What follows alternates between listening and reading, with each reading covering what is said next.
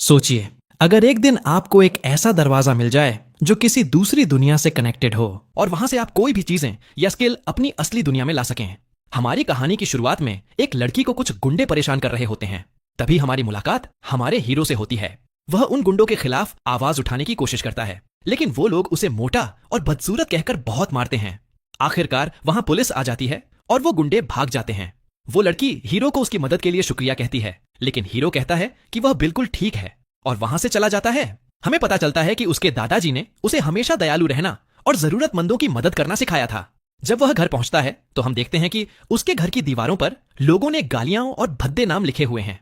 हमें यह भी पता चलता है कि बचपन से ही हर कोई उसे परेशान करता आ रहा है। यहां तक कि उसके माता पिता भी उसके साथ बहुत बुरा बर्ताव करते थे, क्योंकि उसके भाई बहन दिखने में सुंदर थे और वह बदसूरत था। मिडिल स्कूल में जाने के बाद उसकी जिंदगी और भी बुरी हो गई, क्योंकि वहां भी उसे रोज पीटा जाता था।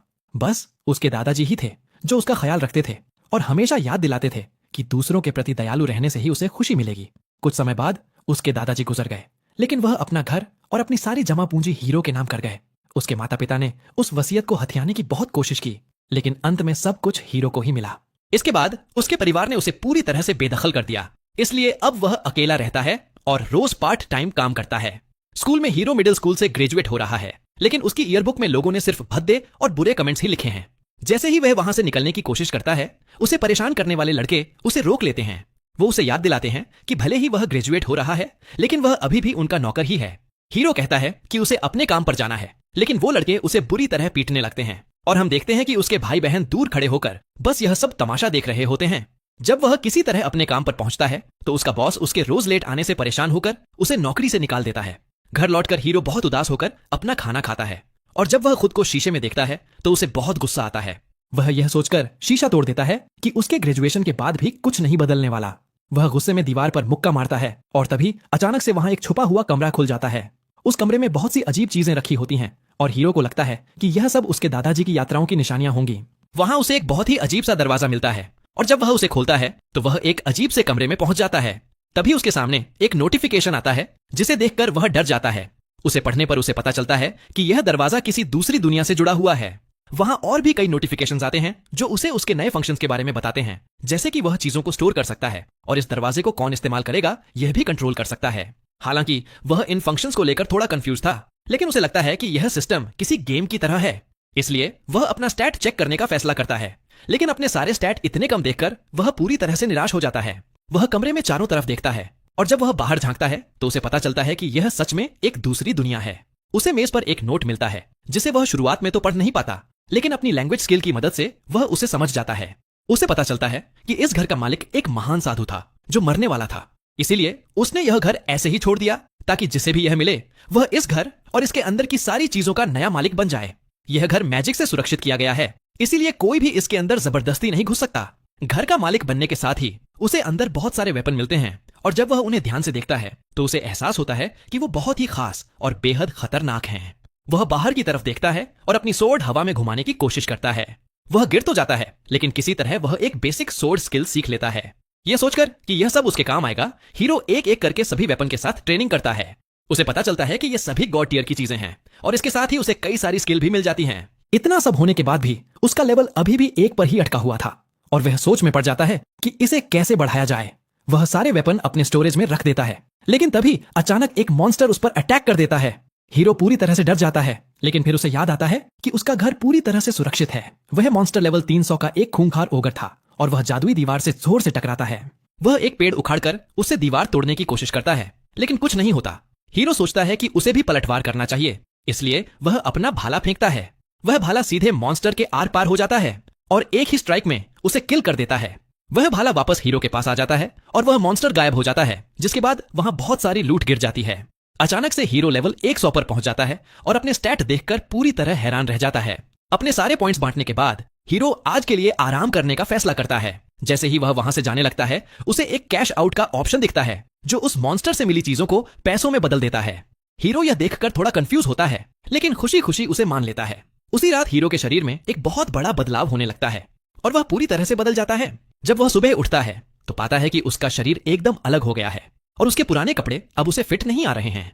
उसे समझ नहीं आ रहा था कि आखिर यह सब क्या हो रहा है। उसका शीशा तो पहले से ही टूटा हुआ था, इसलिए वह कुछ नए कपड़े ढूंढने का फैसला करता है। उस साधु के घर में कुछ जादुई कपड़े रखे थे जो अपने आप पहनने वाले के साइज के हिसाब से ढल जाते थे और कई सारे जादुई बोनस भी देते थे। हीरो उस साधु की पहचान के बारे में सोच ही रहा होता है कि तभी वह अपने बगीचे में चारों तरफ देखता है। अचानक से उस पर लेवल 200 का एक चालाक मॉन्स्टर अटैक कर देता है। लेकिन इस बार हीरो बहुत ही शांति से अपना भाला निकालता है और आसानी से उस मॉन्स्टर को खत्म कर देता है। मरने के बाद वह मॉन्स्टर कुछ कॉफी स्लाइम और एक बहुत ही रेयर हार छोड़ जाता है जिसमें उसकी मैजिक पावर को वापस लाने की एबिलिटी होती है। उसका लेवल फिर से बढ़ जाता है और उसे प्रेजेंस डिटेक्शन की एक नई स्किल मिल जाती है जिसके साथ वह अब लेवल 150 पर पहुंच चुका है। वह थोड़ा कॉफी स्लाइम छक्कर देखता है और वह सच में बहुत स्वादिष्ट होता है। वह उन कमाए हुए पैसों से अपने लिए एक नई यूनिफॉर्म खरीदने का फैसला करता है और उसे हाई स्कूल शुरू होने से पहले तैयार रखने का ऑर्डर दे देता है। इसके बाद वह अपना हर दिन उसी दूसरी दुनिया में बिताने लगा और उसे वहां बहुत मजा आने लगा, यहाँ तक कि वह अपना सारा दुख दर्द भी भूल गया। वह वहां जमकर ट्रेनिंग करता और उस दूसरी दुनिया के बारे में जितना हो सके उतना जानने की कोशिश करता। एक दिन एक बहुत ही ताकतवर गोब्लिन उसके घर पर अटैक कर देता है, लेकिन अब हीरो पूरी तरह से बदल चुका था। वह बहुत ही समझदारी से उस गोब्लिन के साथ बैटल करता है और अपनी एक स्किल का इस्तेमाल करके उसे पूरी तरह से खत्म कर देता है। समय बीतता जाता है और हाई स्कूल का पहला दिन आ जाता है। वहां पहुंचते ही हर कोई उसकी तरफ खींचा चला आता है, यहाँ तक कि उसके भाई बहन भी उसे देखकर हैरान रह जाते हैं।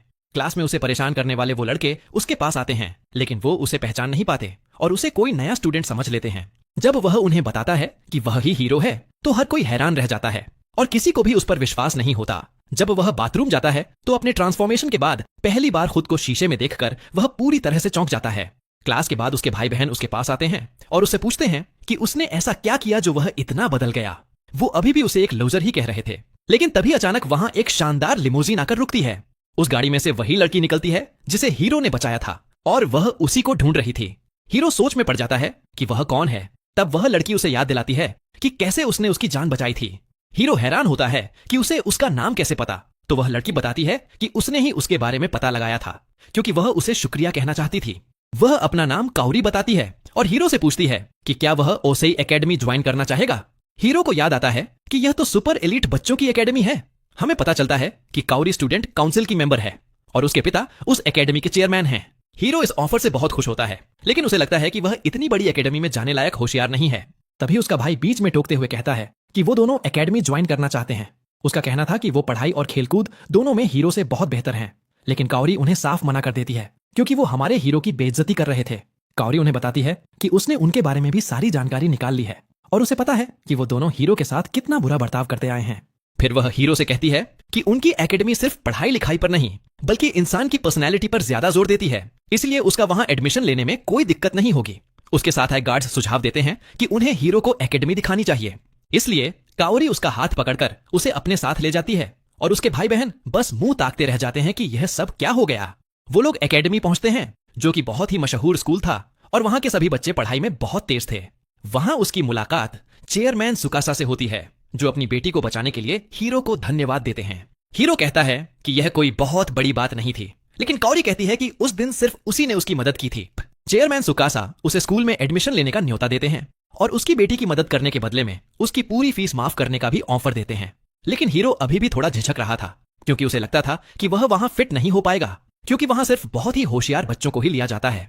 चेयरमैन सुकासा उसे समझाते हैं कि होशियार लोग भी बस आम इंसान ही होते हैं, बस उन्होंने कम समय में सही तरीके से कड़ी मेहनत करना सीख लिया होता है। लेकिन हीरो को लगता है कि उन बच्चों में पैदाइशी टैलेंट होता है। तब चेयरमैन सुकासा उसे बताते हैं कि हर इंसान में अपना एक अलग टैलेंट होता है और चुनौतियों का सामना करने और जिंदगी को मजे से जीने पर उसे भी अपना टैलेंट मिल ही जाएगा। वो कहते हैं कि वह अभी बहुत जवान है, इसलिए वो हीरो को एक दिन के लिए स्कूल में क्लास अटेंड करके देखने का सुझाव देते हैं। तभी सावादा नाम की एक टीचर अंदर आती है जिसे चेयरमैन सुकासा एक बहुत ही जानी मानी साइंटिस्ट बताते हैं, लेकिन उनकी क्लास बहुत मशहूर होती है और बच्चों को सब कुछ आसानी से समझ आ जाता है। हीरो अपनी पहली क्लास के लिए तैयार होता है और उसे डर लगता है कि कहीं यह सब उसके सिर के ऊपर से न निकल जाए, लेकिन फिर वह सोचता है कि उसके पुराने स्कूल से बुरा तो यहाँ कुछ हो ही नहीं सकता। उसे क्लास के अंदर बुलाया जाता है और वह सबको अपना नाम बताता है, लेकिन सभी स्टूडेंट्स उसे देखकर पूरी तरह से सन्न रह जाते हैं। उसे लगने लगता है कि पता नहीं वो लोग उसके बारे में क्या सोच रहे होंगे, लेकिन असल में वो सभी उसके इतने हैंडसम दिखने की वजह से हैरान थे। वह पीछे जाकर एक सीट पर बैठ जाता है और अपने बगल में बैठी लड़की के साथ किताब शेयर करता है, लेकिन वह लड़की उससे थोड़े रूखेपन से बात करती है जिससे हीरो को लगता है कि वह अभी से उससे नफरत करने लगी है। उधर काउरी सोच रही होती है कि क्या हीरो इस क्लास में ढल पाएगा। जैसे जैसे क्लास आगे बढ़ती है उसे एहसास होता है कि यह क्लास भी काफी नॉर्मल है, बस यहाँ के बच्चे पढ़ाई में कुछ ज्यादा ही एक्टिव और शामिल रहने वाले हैं। ब्रेक के दौरान कई सारे स्टूडेंट्स उसके पास आकर उससे दोस्ती करने की कोशिश करते हैं और उससे पूछते हैं कि क्या वह कोई मॉडल है या उसकी कोई गर्लफ्रेंड है। तभी रियो नाम का एक स्टूडेंट उन लोगों को रोक देता है और हीरो को लंच करने के लिए कैफेटेरिया ले जाता है। हीरो वहां का मेन्यू देखकर हैरान रह जाता है और ऊपर से सब कुछ एकदम फ्री था। उसे लगता है कि जैसे वह कोई सपना देख रहा हो। वो लोग शिंगो नाम के एक और स्टूडेंट के साथ बैठ जाते हैं और एनिमे के बारे में बातें करने लगते हैं। हीरो को यह देखकर बहुत ताज्जुब होता है कि ये लोग भी बिल्कुल उसी की तरह हैं। खाना खाते वक्त वह ध्यान देता है कि हर कोई उसी की तरफ देख रहा है। उसे लगता है कि शायद सब उसे इसीलिए घूर रहे हैं क्योंकि उसने अलग यूनिफॉर्म पहनी हुई है। शिंगो उससे पूछता है कि क्या वह किसी क्लब का हिस्सा है, तो हीरो मना कर देता है। रियो भी किसी क्लब में नहीं था, लेकिन इसलिए क्योंकि वह हर तरह के खेलों में माहिर है और उसे समझ नहीं आता कि वह कौन सा एक खेल चुने। शिंगो बताता है कि वह गेमिंग क्लब का मेंबर है। हीरो यह सुनकर हैरान होता है कि क्या स्कूल में गेमिंग कंसोल लाने की इजाजत है, लेकिन शिंगो कहता है कि जब तक वो लोग क्लास के बीच में नहीं खेलते तब तक कोई दिक्कत नहीं है। वीडियो गेम्स के बारे में बात करते हुए हीरो उनके साथ काफी घुल मिल जाता है। दिन के आखिर में वह चेयरमैन सुकासा से मिलता है और मानता है कि आज का दिन उसके लिए बहुत अच्छा रहा। हीरो फैसला करता है कि वह इसी स्कूल में पढ़ेगा। जब वह कमरे से बाहर निकलता है तो उसकी मुलाकात काओरी से होती है। वह पूछती है कि क्या वह स्कूल ज्वाइन कर रहा है और उसका फैसला सुनकर वह बहुत खुश होती है। काओरी उसे स्कूल के बाद अपने साथ चलने के लिए पूछती है और वो दोनों एक बहुत ही मशहूर जगह पर कुछ दुकानों में घूमने जाते हैं। हीरो सोचता है कि क्या काओरी अपने दोस्तों के साथ भी यहीं घूमने आती है, लेकिन वह बताती है कि वह ज्यादा बाहर नहीं घूमती क्योंकि लोग उसके परिवार और उसके पिता की वजह से उससे बात करने में हिचकिचाते हैं। लेकिन वह कहती है कि हीरो उन सब से बिल्कुल अलग है। यह सुनकर हीरो थोड़ा नर्वस हो जाता है। तभी वो लोग एक क्रेप की दुकान पर जाने का फैसला करते हैं। वहां की कीमतों को देखकर हीरो सोचता है कि अच्छा हुआ जो उसने दूसरी दुनिया से थोड़े पैसे कैश आउट कर लिए थे। जब वो क्रेप खाते हैं तो उन्हें बहुत मजा आता है और हीरो और भी कई फ्लेवर ट्राई करना चाहता था, लेकिन तभी उसे याद आता है कि अगर उसने ज्यादा खा लिया तो वह फिर से अपने पुराने मोटे रूप में वापस आ जाएगा। वह काओरी से पूछता है कि जब वह इतना बदल गया है तो उसने उसे कैसे पहचाना। काओरी मुस्कुराकर कहती है कि भले ही वह थोड़ा पतला हो गया है, लेकिन उसकी आंखें आज भी बिल्कुल वैसी ही हैं। क्योंकि वह अलग फ्लेवर चखना चाहता था, इसीलिए काओरी उसे अपने क्रेप में से एक बाइट खाने को कहती है।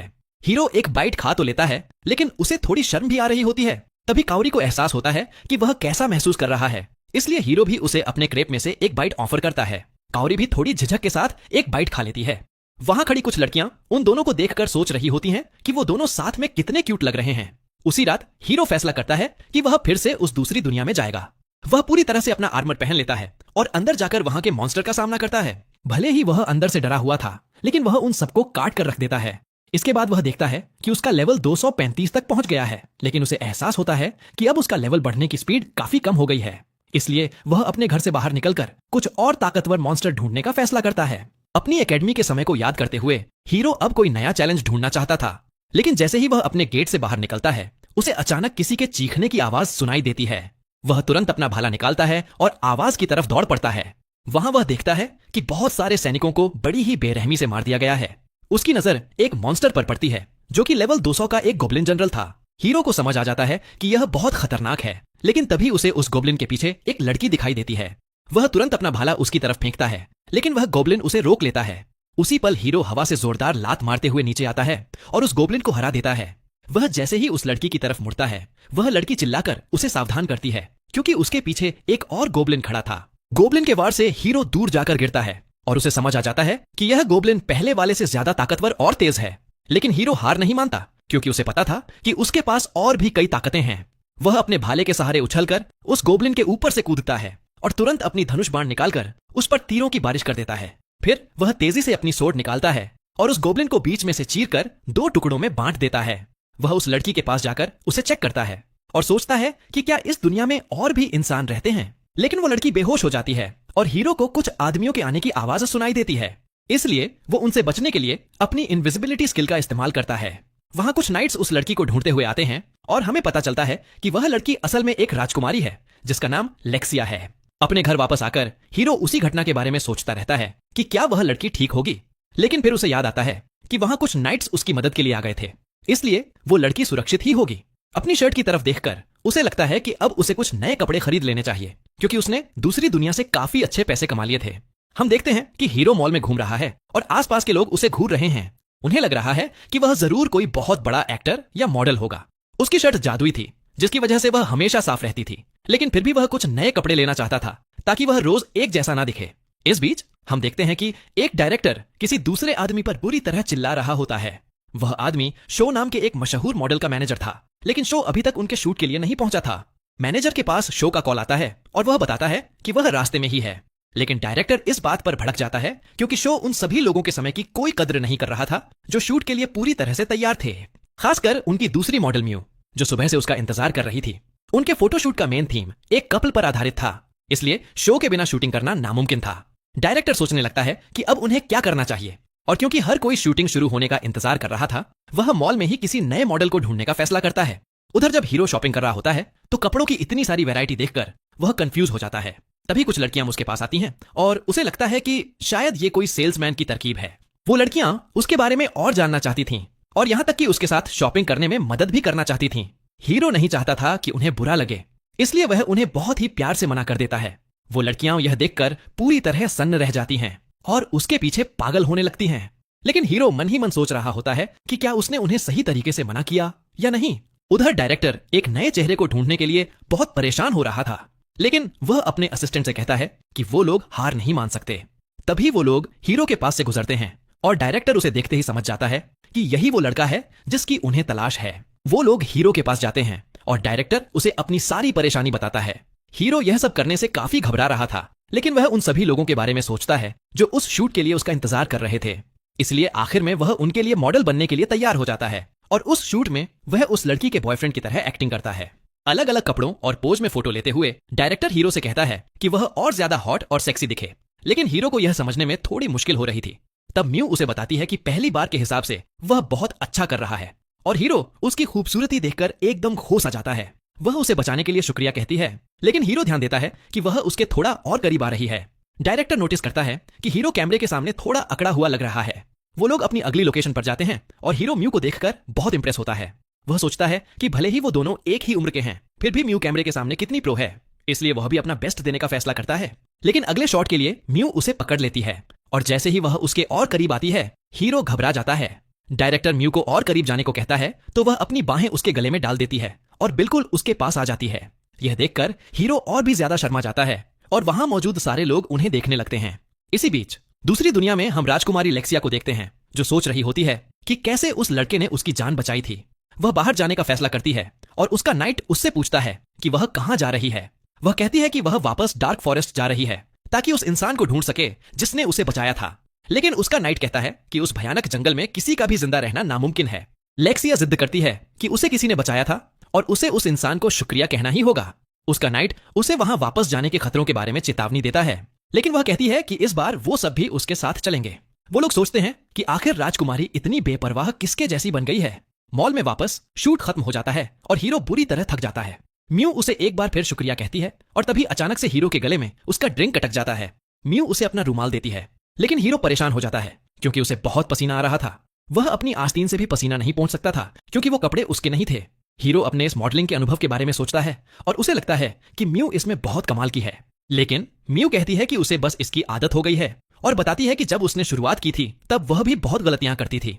हीरो सोचता है कि शायद यह पहली बार है जब उसने इतने अच्छे कपड़े पहने हैं, क्योंकि पहले कभी उसे ऐसा मौका ही नहीं मिला था।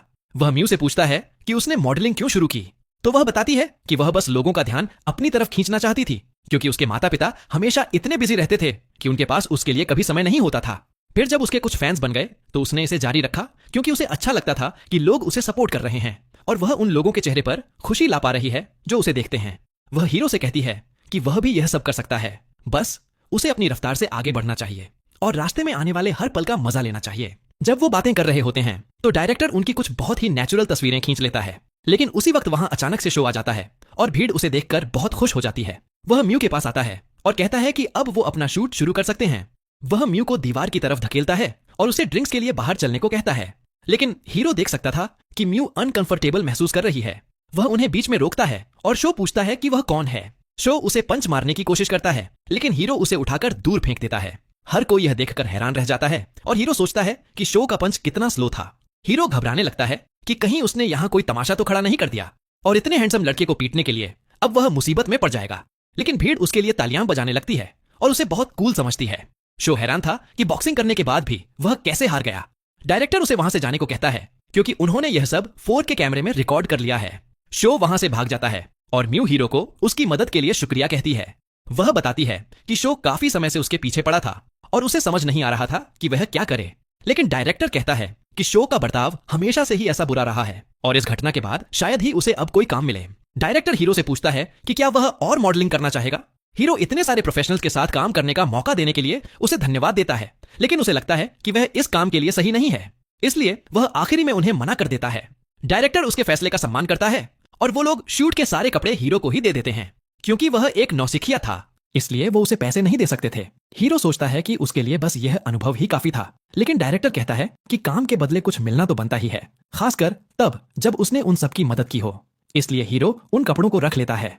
म्यू कहती है कि वह आगे भी उसके साथ काम करना चाहेगी और वो सब उसे उसके भविष्य के लिए शुभकामनाएं देते हैं। बाद में अपनी कार में डायरेक्टर सोचता है कि यह कितने दुख की बात है कि हीरो ने मॉडलिंग जारी नहीं रखी, क्योंकि उसे पता था कि वह एक बहुत बड़ा स्टार बन सकता था। तस्वीरों को वापस देखते हुए म्यू सोचती है कि हीरो कितना अलग था। डायरेक्टर देख सकता था कि वह लाल हो रही है, इसलिए वह उसे चिढ़ाने लगता है कि शायद उसे हीरो पसंद आ गया है। हीरो अपना वार्डरोब सेट करता है और अपने सारे नए कपड़े पैक करता है। हम देखते हैं कि उसकी तस्वीर हर जगह मॉडलिंग एजेंसीज तक पहुंच चुकी है और सब सोच रहे हैं कि यह लड़का आखिर है कौन। हम एक औरत को देखते हैं जो उसे साइन करने के लिए पागल हो रही है और अपने आदमी को हुक्म देती है कि वह उसे सबसे पहले ढूंढ निकाले। उसने देखा था कि कैसे एक नौसिखिया होने के बावजूद वह म्यू के सामने इतने कॉन्फिडेंस के साथ खड़ा था, इसलिए उसने ठान लिया था कि वह उसे अपने हाथ से जाने नहीं देगी। इसी बीच दूसरी दुनिया में हम लेक्सिया के नाइट्स को कुछ गोब्लिन्स से लड़ते हुए देखते हैं। नाइट्स को काफी मुश्किल हो रही थी और तभी अचानक एक गोब्लिन लेक्सिया के पीछे आ जाता है, लेकिन तभी हीरो वहां आ जाता है और उस गोब्लिन को मार गिराता है। वो सब उसे देखकर हैरान रह जाते हैं और हीरो बड़ी ही आसानी से बाकी के गोब्लिन्स को भी मार देता है। लेक्सिया उसे अपने सामने सच में देखकर बहुत खुश होती है। हीरो एक घायल नाइट का इलाज करता है और लेक्सिया उसके पास आकर कहती है कि वह डार्क फॉरेस्ट में इसलिए आई थी क्योंकि उसे उससे कुछ कहना था। हीरो सोचता है कि उसे क्या काम हो सकता है, लेकिन तभी वह अचानक से पूछ लेती है कि क्या वह उससे शादी करेगा। यह सुनकर वहां मौजूद हर कोई सन्न रह जाता है। उसका नाइट सोच में पड़ जाता है कि वह क्या कह रही है और उसे याद दिलाता है कि वह एक राजकुमारी है। वह कहता है कि वो लोग हीरो के बारे में कुछ नहीं जानते, लेकिन लेक्सिया जिद करती है कि उसे पहली नजर में ही प्यार हो गया है। वो दोनों आपस में बहस करने लगते हैं, लेकिन हीरो उन्हें बीच में रोकते हुए कहता है कि यह जंगल बहुत खतरनाक है, इसलिए वह उन्हें अपने घर ले जाने का न्योता देता है, जिससे वो सब बहुत हैरान होते हैं कि वह सच में इस जंगल में रहता है। वो सब उसका घर देखकर दंग रह जाते हैं। वह नाइट अपना नाम ओवेन बताता है, जो कि अर्जेलिया नाइट्स का कैप्टन था। वह लेक्सिया को अर्जेलिया की पहली राजकुमारी बताता है और यह भी कि गद्दी पर बैठने वालों में उसका नंबर दूसरा है। लेक्सिया उसे एक बार फिर बचाने के लिए धन्यवाद कहती है। यह जानने के बाद कि वह एक राजकुमारी है, हीरो को अपने बर्ताव को लेकर थोड़ी चिंता होने लगती है, लेकिन वो लोग उससे कहते हैं कि वह परेशान ना हो क्योंकि यह कोई ऑफिशियल द्वारा नहीं है और वह उन सबका रखवाला है। हीरो अपना नाम बताता है, लेकिन उन्हें उसका नाम थोड़ा अजीब लगता है और वो सोचते हैं कि शायद वह किसी दूसरे देश से है। लेक्सिया ख्यालों में खो जाती है कि शायद वह किसी और देश का राजकुमार होगा, लेकिन ओवेन को कुछ और ही चिंता सता रही होती है। ओवेन बताता है कि वो लोग उसे ही ढूंढने आए थे, क्योंकि जब उसने पहली बार लेक्सिया को बचाया था तब उसे शुक्रिया कहने का मौका नहीं मिला था। लेक्सिया कहती है कि उस दिन के बाद से वह बस उसी के बारे में सोच रही है और ऐसा उसे पहली बार महसूस हुआ है। वह एक बार फिर से उससे शादी के लिए पूछती है। हीरो यह सुनकर पूरी तरह से घबरा जाता है और सोचता है कि यह शादी का प्रपोजल कुछ ज्यादा ही जल्दी आ गया। इससे राजकुमारी को लगता है कि प्यार इतना आसान नहीं हो सकता। उसने जितनी भी रोमांटिक कहानियां पढ़ी थीं, उनके हिसाब से प्यार में रुकावटें तो आनी ही चाहिए, और अगर सब कुछ इतनी आसानी से हो गया तो बहुत बोरिंग हो जाएगा। इसलिए वह पूछती है कि क्या वो दोस्त बनकर शुरुआत कर सकते हैं। अपने पुराने अनुभवों को याद करके हीरो थोड़ा नर्वस हो जाता है, लेकिन वह उसका दोस्त बनने के लिए मान जाता है। ओवेन बताता है कि उनके यहाँ आने की एक और वजह भी है। राजा चाहते हैं कि हीरो उनके शाही महल में आए ताकि राजा खुद उसे पर्सनली धन्यवाद दे सके। हीरो थोड़ा हिचकिचाता है, लेकिन ओवेन कहता है कि यह राजा का आदेश है और वह तब तक वहां से नहीं जा सकता जब तक कि हीरो हाँ न कर दे। इसलिए मजबूरन हीरो को यह न्योता मानना ही पड़ता है। ओवेन बताता है कि आने जाने में उन्हें करीब 5 दिन लग जाएंगे, लेकिन हीरो सोचता है कि इससे उसके नए स्कूल के पहले दिन में रुकावट आ जाएगी, इसलिए वह मिलने के इस समय को थोड़ा आगे बढ़ाने के लिए कहता है। ओवेन कहता है कि वो खुशी खुशी उसका इंतजार कर लेंगे और जब भी वह आना चाहे आ सकता है। वो लोग वहां से विदा लेते हैं और लेक्सिया उससे कहती है कि वह तैयार रहे, क्योंकि अगली बार जब वो मिलेंगे तो वह उसका दिल जीत लेगी। कहीं दूर शाही राजधानी में हम देखते हैं कि एक आदमी लेक्सिया को मारने के नाकाम प्लान के बारे में रिपोर्ट दे रहा है। वहां एक नकाबपोश आदमी होता है और हमें पता चलता है कि उसी ने लेक्सिया के पीछे हत्यारे भेजे थे, लेकिन वो हत्यारे डार्क फॉरेस्ट में चले गए और वहां के मॉन्स्टर ने उन्हें मार डाला। वह नकाबपोश आदमी सोच में पड़ जाता है कि लेक्सिया बिना हथियारों के जिंदा वापस कैसे आ गई, और अपने आदमी को चेतावनी देता है कि अगली बार वह फेल नहीं होना चाहिए। वह अपना नकाब उतारता है, जिससे उसका बिगड़ा हुआ चेहरा दिखाई देता है। हमें पता चलता है कि वह शाही परिवार का ही हिस्सा है और वह लेक्सिया से अपना बदला लेने की कसम खाता है। हीरो के घर में वह कैलेंडर पर वह तारीख मार्क करता है जब उसे राजा से मिलने जाना है। वह अपनी नई यूनिफॉर्म पहनता है और एकेडमी में अपना पहला दिन शुरू करने के लिए निकल पड़ता है। जब वह चलता है तो हर कोई उसे घूरता है। उन्हें लगता है कि वह कोई बहुत मशहूर मॉडल होगा। जब वह पहुंचता है तो डायरेक्टर उसका स्वागत करता है, लेकिन माफी मांगते हुए कहता है कि उसके पास बात करने का समय नहीं है।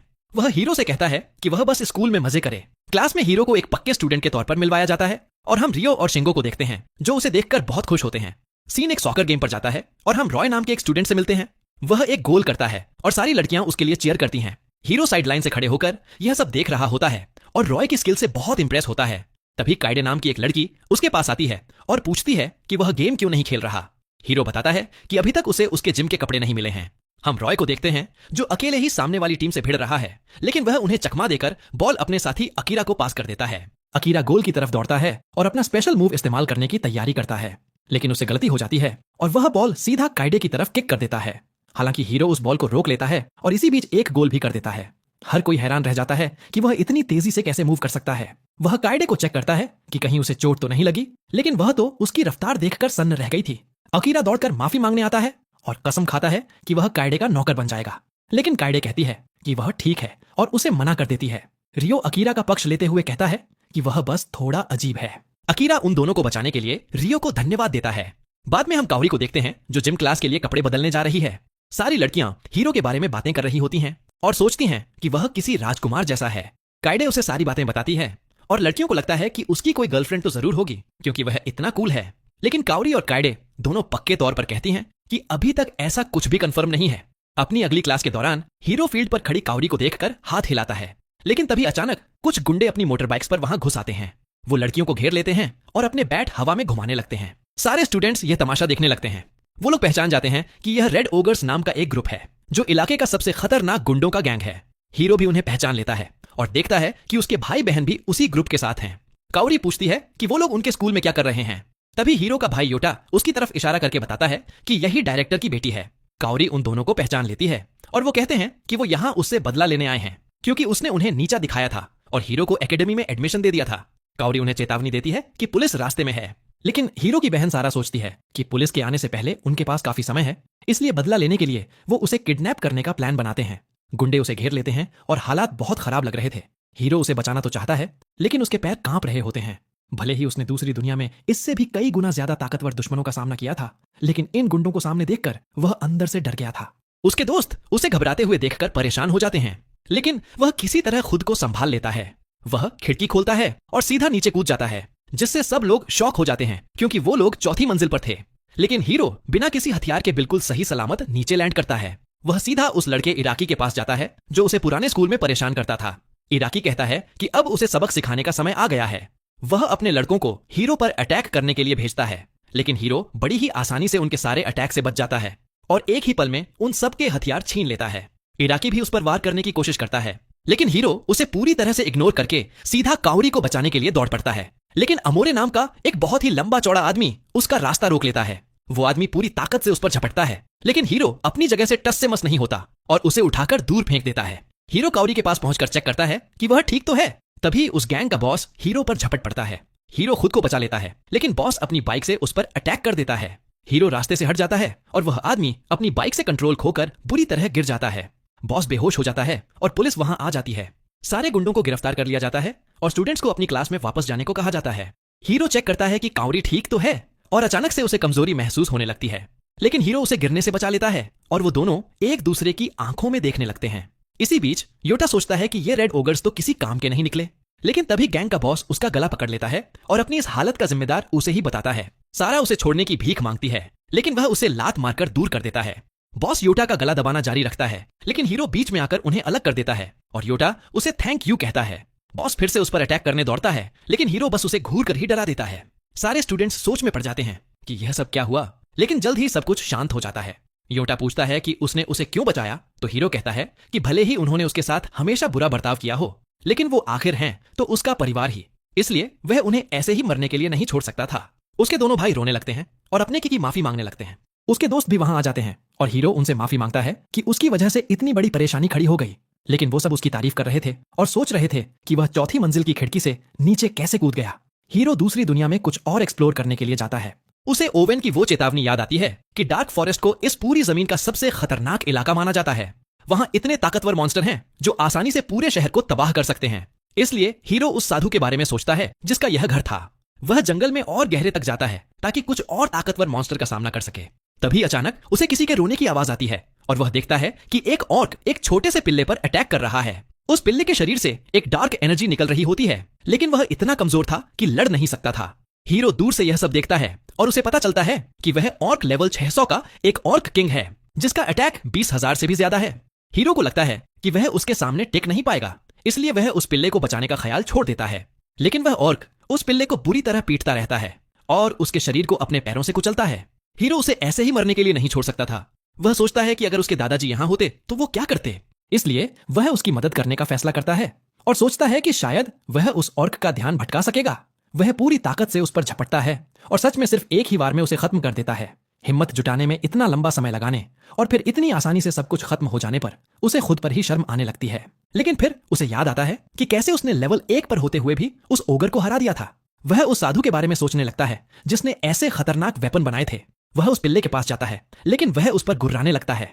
हीरो उसे एक पोशन देता है, लेकिन वह बेहोश हो जाता है। वह जल्दी से उस पिल्ले का इलाज करता है और फिर वो पिल्ला भी उसे पसंद करने लगता है। हीरो उससे बात करने की कोशिश करता है और उसे पता चलता है कि वह पूरी तरह से अकेला है और उसके पास जाने के लिए कोई जगह नहीं है, इसलिए वह उसे अपने साथ रखने का फैसला करता है। वो पिल्ला भी खुशी खुशी मान जाता है और अचानक से हीरो को एक टेमिंग स्किल मिल जाती है जिससे वह कुत्ता उसका नया साथी बन जाता है। वह उसके स्टैट चेक करता है और पाता है कि वह असल में लेवल 500 का एक ब्लैक फेनरियर है। उसके स्टैट देखकर वह बहुत इंप्रेस होता है। वह उसे एक नया नाम देने के बारे में सोचता है और उसके काले बालों को देखकर वह उसे नाइट नाम देता है। नाइट भी यह नाम सुनकर खुशी से उसके ऊपर कूद पड़ता है। वो दोनों वापस घर जाते हैं और हीरो ऑर्क किंग से मिली हुई लूट को चेक करता है। वहां एक एस रैंक का मैजिक स्टोन था और साथ ही उस ऑर्क किंग की सोर्ड और आर्मर भी था, लेकिन वो वेपन इंसानों के काम नहीं आ सकते थे, हालांकि उन्हें फिर से रिफोर्ज करना मुमकिन था। वहां एक बहुत ही रेयर ब्रश भी था जिसमें बाल उगाने की ताकत थी। हीरो उस ब्रश का इस्तेमाल नाइट के बालों को संवारने के लिए करता है। वह अपने खुद के स्टैट चेक करता है और देखता है कि वह अभी भी लेवल 235 पर ही है। उसे अजीब लगता है कि एक लेवल 600 के मॉन्स्टर को हराने के बाद भी उसका लेवल नहीं बढ़ा, लेकिन वह सोचता है कि कभी ना कभी उसे इस लेवलिंग सिस्टम के बारे में समझ आ ही जाएगा। असली दुनिया में वापस आकर स्कूल जाते समय वह नाइट को अपने घर में ही छोड़ देता है। वह अपने दोस्तों से पूछता है कि क्या आसपास कोई पेट शॉप है और बताता है कि उसने अभी अभी एक कुत्ता गोद लिया है। काइडे यह सुनकर बहुत खुश होती है और उसकी तस्वीरें देखने की जिद करती है, लेकिन जब वह उसके इतने करीब आती है तो हीरो घबरा जाता है। काइडे उससे माफी मांगती है और हीरो कहता है कि उसके पास कोई तस्वीर नहीं है क्योंकि उसके पास स्मार्टफोन ही नहीं है। उसके दोस्तों को यह बात थोड़ी अजीब लगती है, लेकिन वह बस इतना कहता है कि उसे कभी इसकी जरूरत ही महसूस नहीं हुई। वो उसे पास की एक पेट शॉप के बारे में बताते हैं, लेकिन कहते हैं कि वो स्कूल के बाद उसके साथ जाने के लिए फ्री नहीं है। तभी काइडे उसके साथ चलने का ऑफर देती है। हीरो मदद के लिए उसे धन्यवाद कहता है, लेकिन काइडे मन ही मन सोचने लगती है कि यह तो किसी डेट जैसा हो सकता है। फिर भी वह उससे कहती है कि वह इसके बारे में चिंता ना करे। जब वह घर पहुंचता है तो नाइट दौड़कर उसके पास आता है। हीरो उसे वो सारी चीजें दिखाता है जो काइडे ने दुकान से चुनने में उसकी मदद की थी। वह नाइट को उसका नया पट्टा पहनाता है और वो दोनों वॉक पर जाने का फैसला करते हैं। वो पार्क में जाते हैं और हर कोई हीरो को घूर रहा होता है। उन्हें लगता है कि वह बहुत कूल दिख रहा है और नाइट बहुत क्यूट है। वहां उसकी मुलाकात काउरी से होती है और वह नाइट को उससे मिलवाता है। वह उसे प्यार से सहलाने लगती है और उसे वह बहुत प्यारा लगता है। आसपास खड़े लोग उन्हें देखकर सोचते हैं कि वो दोनों एक परफेक्ट कपल हैं। काउरी उसे नाइट की ब्रीड के बारे में पूछती है, लेकिन वह ऐसा दिखाता है जैसे उसे कुछ नहीं पता, क्योंकि वह यह तो नहीं बता सकता था कि यह एक फेनरियर है। लेकिन काउरी समझ जाती है कि वह बहुत होशियार है और इस बात से खुश होती है कि हीरो ने उसे गोद लिया है। तभी एक लड़की हीरो को आवाज लगाती है और वह वही मॉडल म्यू निकलती है जिसके साथ उसने काम किया था। पता चलता है कि वह भी उसी इलाके में रहती है और पार्क में टहलने आती है। हीरो उन दोनों लड़कियों की एक दूसरे से पहचान कराता है और लोग उसे एक और खूबसूरत लड़की के साथ देखकर हैरान रह जाते हैं। वो लोग और भी ज्यादा लोगों का ध्यान अपनी तरफ खींचने लगते हैं क्योंकि लोग म्यू को पहचानने लगे थे। म्यू कोई तमाशा नहीं खड़ा करना चाहती थी, इसलिए वह वहां से जाने का फैसला करती है, लेकिन कहती है कि वह उससे दोबारा मिलना चाहेगी। उसके जाने के बाद काउरी सोचती है कि क्या म्यू उसकी गर्लफ्रेंड है, लेकिन हीरो हैरान होकर कहता है कि वह उससे पहले सिर्फ एक बार ही मिला है और वह उसके लिए कुछ ज्यादा ही अच्छी है। लेकिन काउरी उसकी इस बात से सहमत नहीं थी। तभी अचानक एक औरत चिल्लाती है क्योंकि एक आदमी उसका पर्स लेकर भाग रहा होता है। काउरी सोचती है कि उन्हें क्या करना चाहिए और हीरो नाइट को उस आदमी के पीछे जाने के लिए कहता है। वो उस बूढ़ी औरत को चेक करते हैं और जल्द ही नाइट उस आदमी को घसीटते हुए वापस ले आता है। हीरो कावरी से पुलिस को बुलाने के लिए कहता है, लेकिन वह आदमी खुद को छुड़ाकर कावरी की तरफ दौड़ता है ताकि उसे रोक सके। लेकिन हीरो बीच में आ जाता है और बड़ी ही आसानी से उसके हथियार छीनकर उसे रोक लेता है।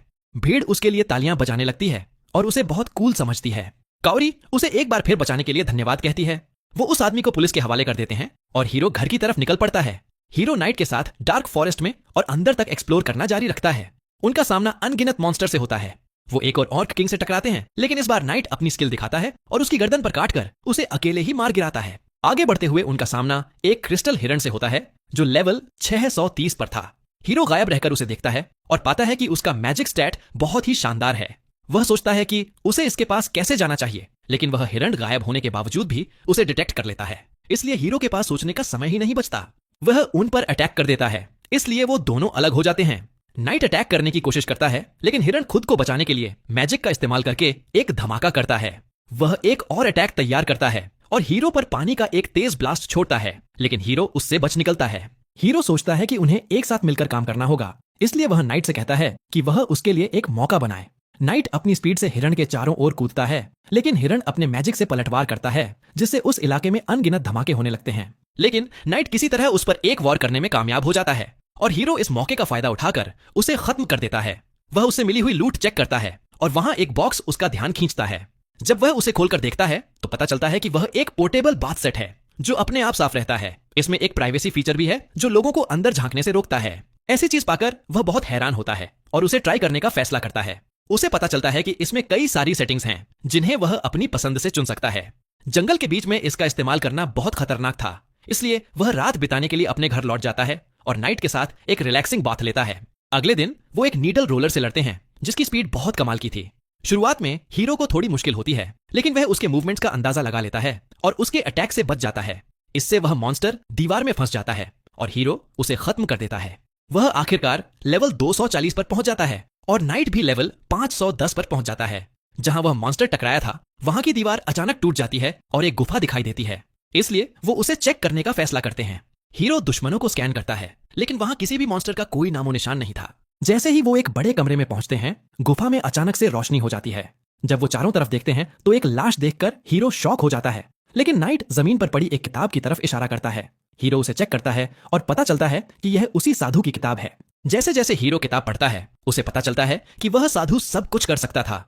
उसने हर तरह की स्किल में महारत हासिल कर ली थी और वह एक गॉड जितना ताकतवर बन गया था। यहाँ तक कि गॉड्स ने भी उसे अपने साथ शामिल होने के लिए कहा था, लेकिन उसने उनका न्योता ठुकरा दिया था। किताब हीरो से बात करने लगती है और उसे चेतावनी देती है कि जैसे जैसे वह ताकतवर होता जाएगा आसपास के लोग उससे डरने लगेंगे। हीरो सोचता है कि वह इसे होने से कैसे रोक सकता है और तभी उसे उस साधु की आवाज सुनाई देती है जो उसे कहता है कि वह ऐसे लोगों को ढूंढे जिन पर वह भरोसा कर सके। साधु उससे पूछता है कि क्या वह कुछ जानना चाहता है और हीरो मैजिक सीखने के लिए कहता है। इसलिए साधु उस किताब को मैजिक के बारे में अपनी सारी जानकारी से भर देता है, लेकिन वह बताता है कि हीरो मैजिक का इस्तेमाल नहीं कर सकता क्योंकि उसके शरीर में जादुई सर्किट्स नहीं हैं, क्योंकि वह किसी दूसरी दुनिया से है। हालांकि साधु अपने खुद के जादुई सर्किट्स हीरो को देने का फैसला करता है और उसे खुशियां ढूंढने और एक अच्छी जिंदगी जीने के लिए कहता है। हीरो अपने घर लौटता है और किताब से मैजिक का इस्तेमाल करना सीखने लगता है। वह अपने आसपास की मैजिक एनर्जी को महसूस करने से शुरुआत करता है। वह मैजिक एनर्जी मैनिपुलेशन स्किल सीख लेता है। उसे पता चलता है कि उसे बस अपने हाथ में मैजिक एनर्जी को इकट्ठा करना है और जिस मैजिक का वह इस्तेमाल करना चाहता है बस उसके बारे में कल्पना करनी है।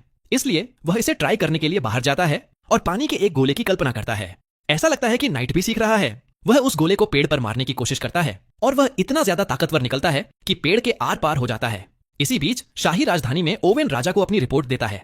वह राजा को हीरो के बारे में बताता है, लेकिन जब वह यह बताता है कि कैसे राजकुमारी ने उसे प्रपोज किया था तो राजा अपना आपा खो बैठता है। राजा को लगता है कि हीरो ने उसकी बेटी को अपने जाल में फंसाया है। स्कूल में वापस हीरो ख्यालों में खोया हुआ था और साधु की किताब के बारे में सोच रहा था जिसने उसे मैजिक का इस्तेमाल करने को लेकर चेतावनी दी थी, क्योंकि वह जो तकनीकें सीख रहा है वो दूसरी दुनिया में भी आमतौर पर किसी को नहीं पता है। टीचर उन्हें याद दिलाती है कि अगले हफ्ते वो लोग कैंपिंग पर जाने वाले हैं और उन्हें 4-4 के ग्रुप में बांट देती हैं। हीरो को काइडे, अकीरा और रिन नाम की एक लड़की के साथ एक ग्रुप में रखा जाता है। काइडे ट्रिप के लिए बहुत एक्साइटेड थी, लेकिन हीरो बताता है कि उसके पास कैंपिंग का कोई सामान नहीं है। इसलिए काइडे सुझाव देती है कि उन्हें शॉपिंग के लिए चलना चाहिए। वो लोग मॉल जाते हैं जहां शिंगो काउरी को उनके साथ देखकर हैरान रह जाता है। रियो को भी विश्वास नहीं हो रहा था कि हीरो काउरी का दोस्त है, क्योंकि ज्यादातर लोगों को लगता है कि उससे बात करना बहुत मुश्किल है क्योंकि वह डायरेक्टर की बेटी है। लेकिन काउरी उनसे कहती है कि वो उसे भी बस एक आम स्टूडेंट की तरह ही समझें। हीरो पूछता है कि अकीरा कहाँ है और शिंगो बताता है कि वह नहीं आ पाया। वो लोग अंदर जाते हैं और हीरो को एक बैकपैक चुनने में मदद करते हैं। वो लोग बाहर घूमने का फैसला करते हैं और एक आर्केड में पहुंच जाते हैं। शिंगो एक क्रेन गेम में अपने फेवरेट कैरेक्टर को देखकर बहुत खुश होता है, लेकिन कहता है कि वह इस गेम में बहुत बुरा है। हीरो इसे ट्राई करने का फैसला करता है और अपनी डिटेक्ट वीकनेस स्किल का इस्तेमाल करके वह कमजोर पॉइंट ढूंढ लेता है और एक ही बार में उस फिगर को जीत लेता है। काइडे उससे एक बिल्ली जीतने के लिए कहती है तो वह फिर से अपनी स्किल का इस्तेमाल करता है और आसानी से उसके लिए वह जीत लेता है। वह अपने सभी दोस्तों के लिए प्राइज जीतता है और काउरी कहती है कि यह उसका आर्केड में पहला मौका था और वह उसे गिफ्ट के लिए शुक्रिया कहती है। लड़कियां कपड़े खरीदने का फैसला करती हैं, इसीलिए लड़के ब्रेक लेकर एक कैफे में ड्रिंक के लिए चले जाते हैं। हीरो सोचता है कि पहली बार दोस्तों के साथ घूमकर उसे कितना मजा आया, लेकिन तभी अचानक एक अलार्म बजने लगता है और उन्हें बताया जाता है कि आग लग गई है और उन्हें बाहर निकलना होगा। हीरो को लड़कियों की चिंता होने लगती है क्योंकि आग उनके ज्यादा करीब थी। वो लोग सीढ़ियों तक पहुंचते हैं और हीरो एक आदमी से पूछता है कि क्या उसने उसके दोस्तों को देखा है। रियो के पास काइडे का कॉल आता है जो बताती है कि वो अभी भी ऊपर ही फंसी हुई हैं।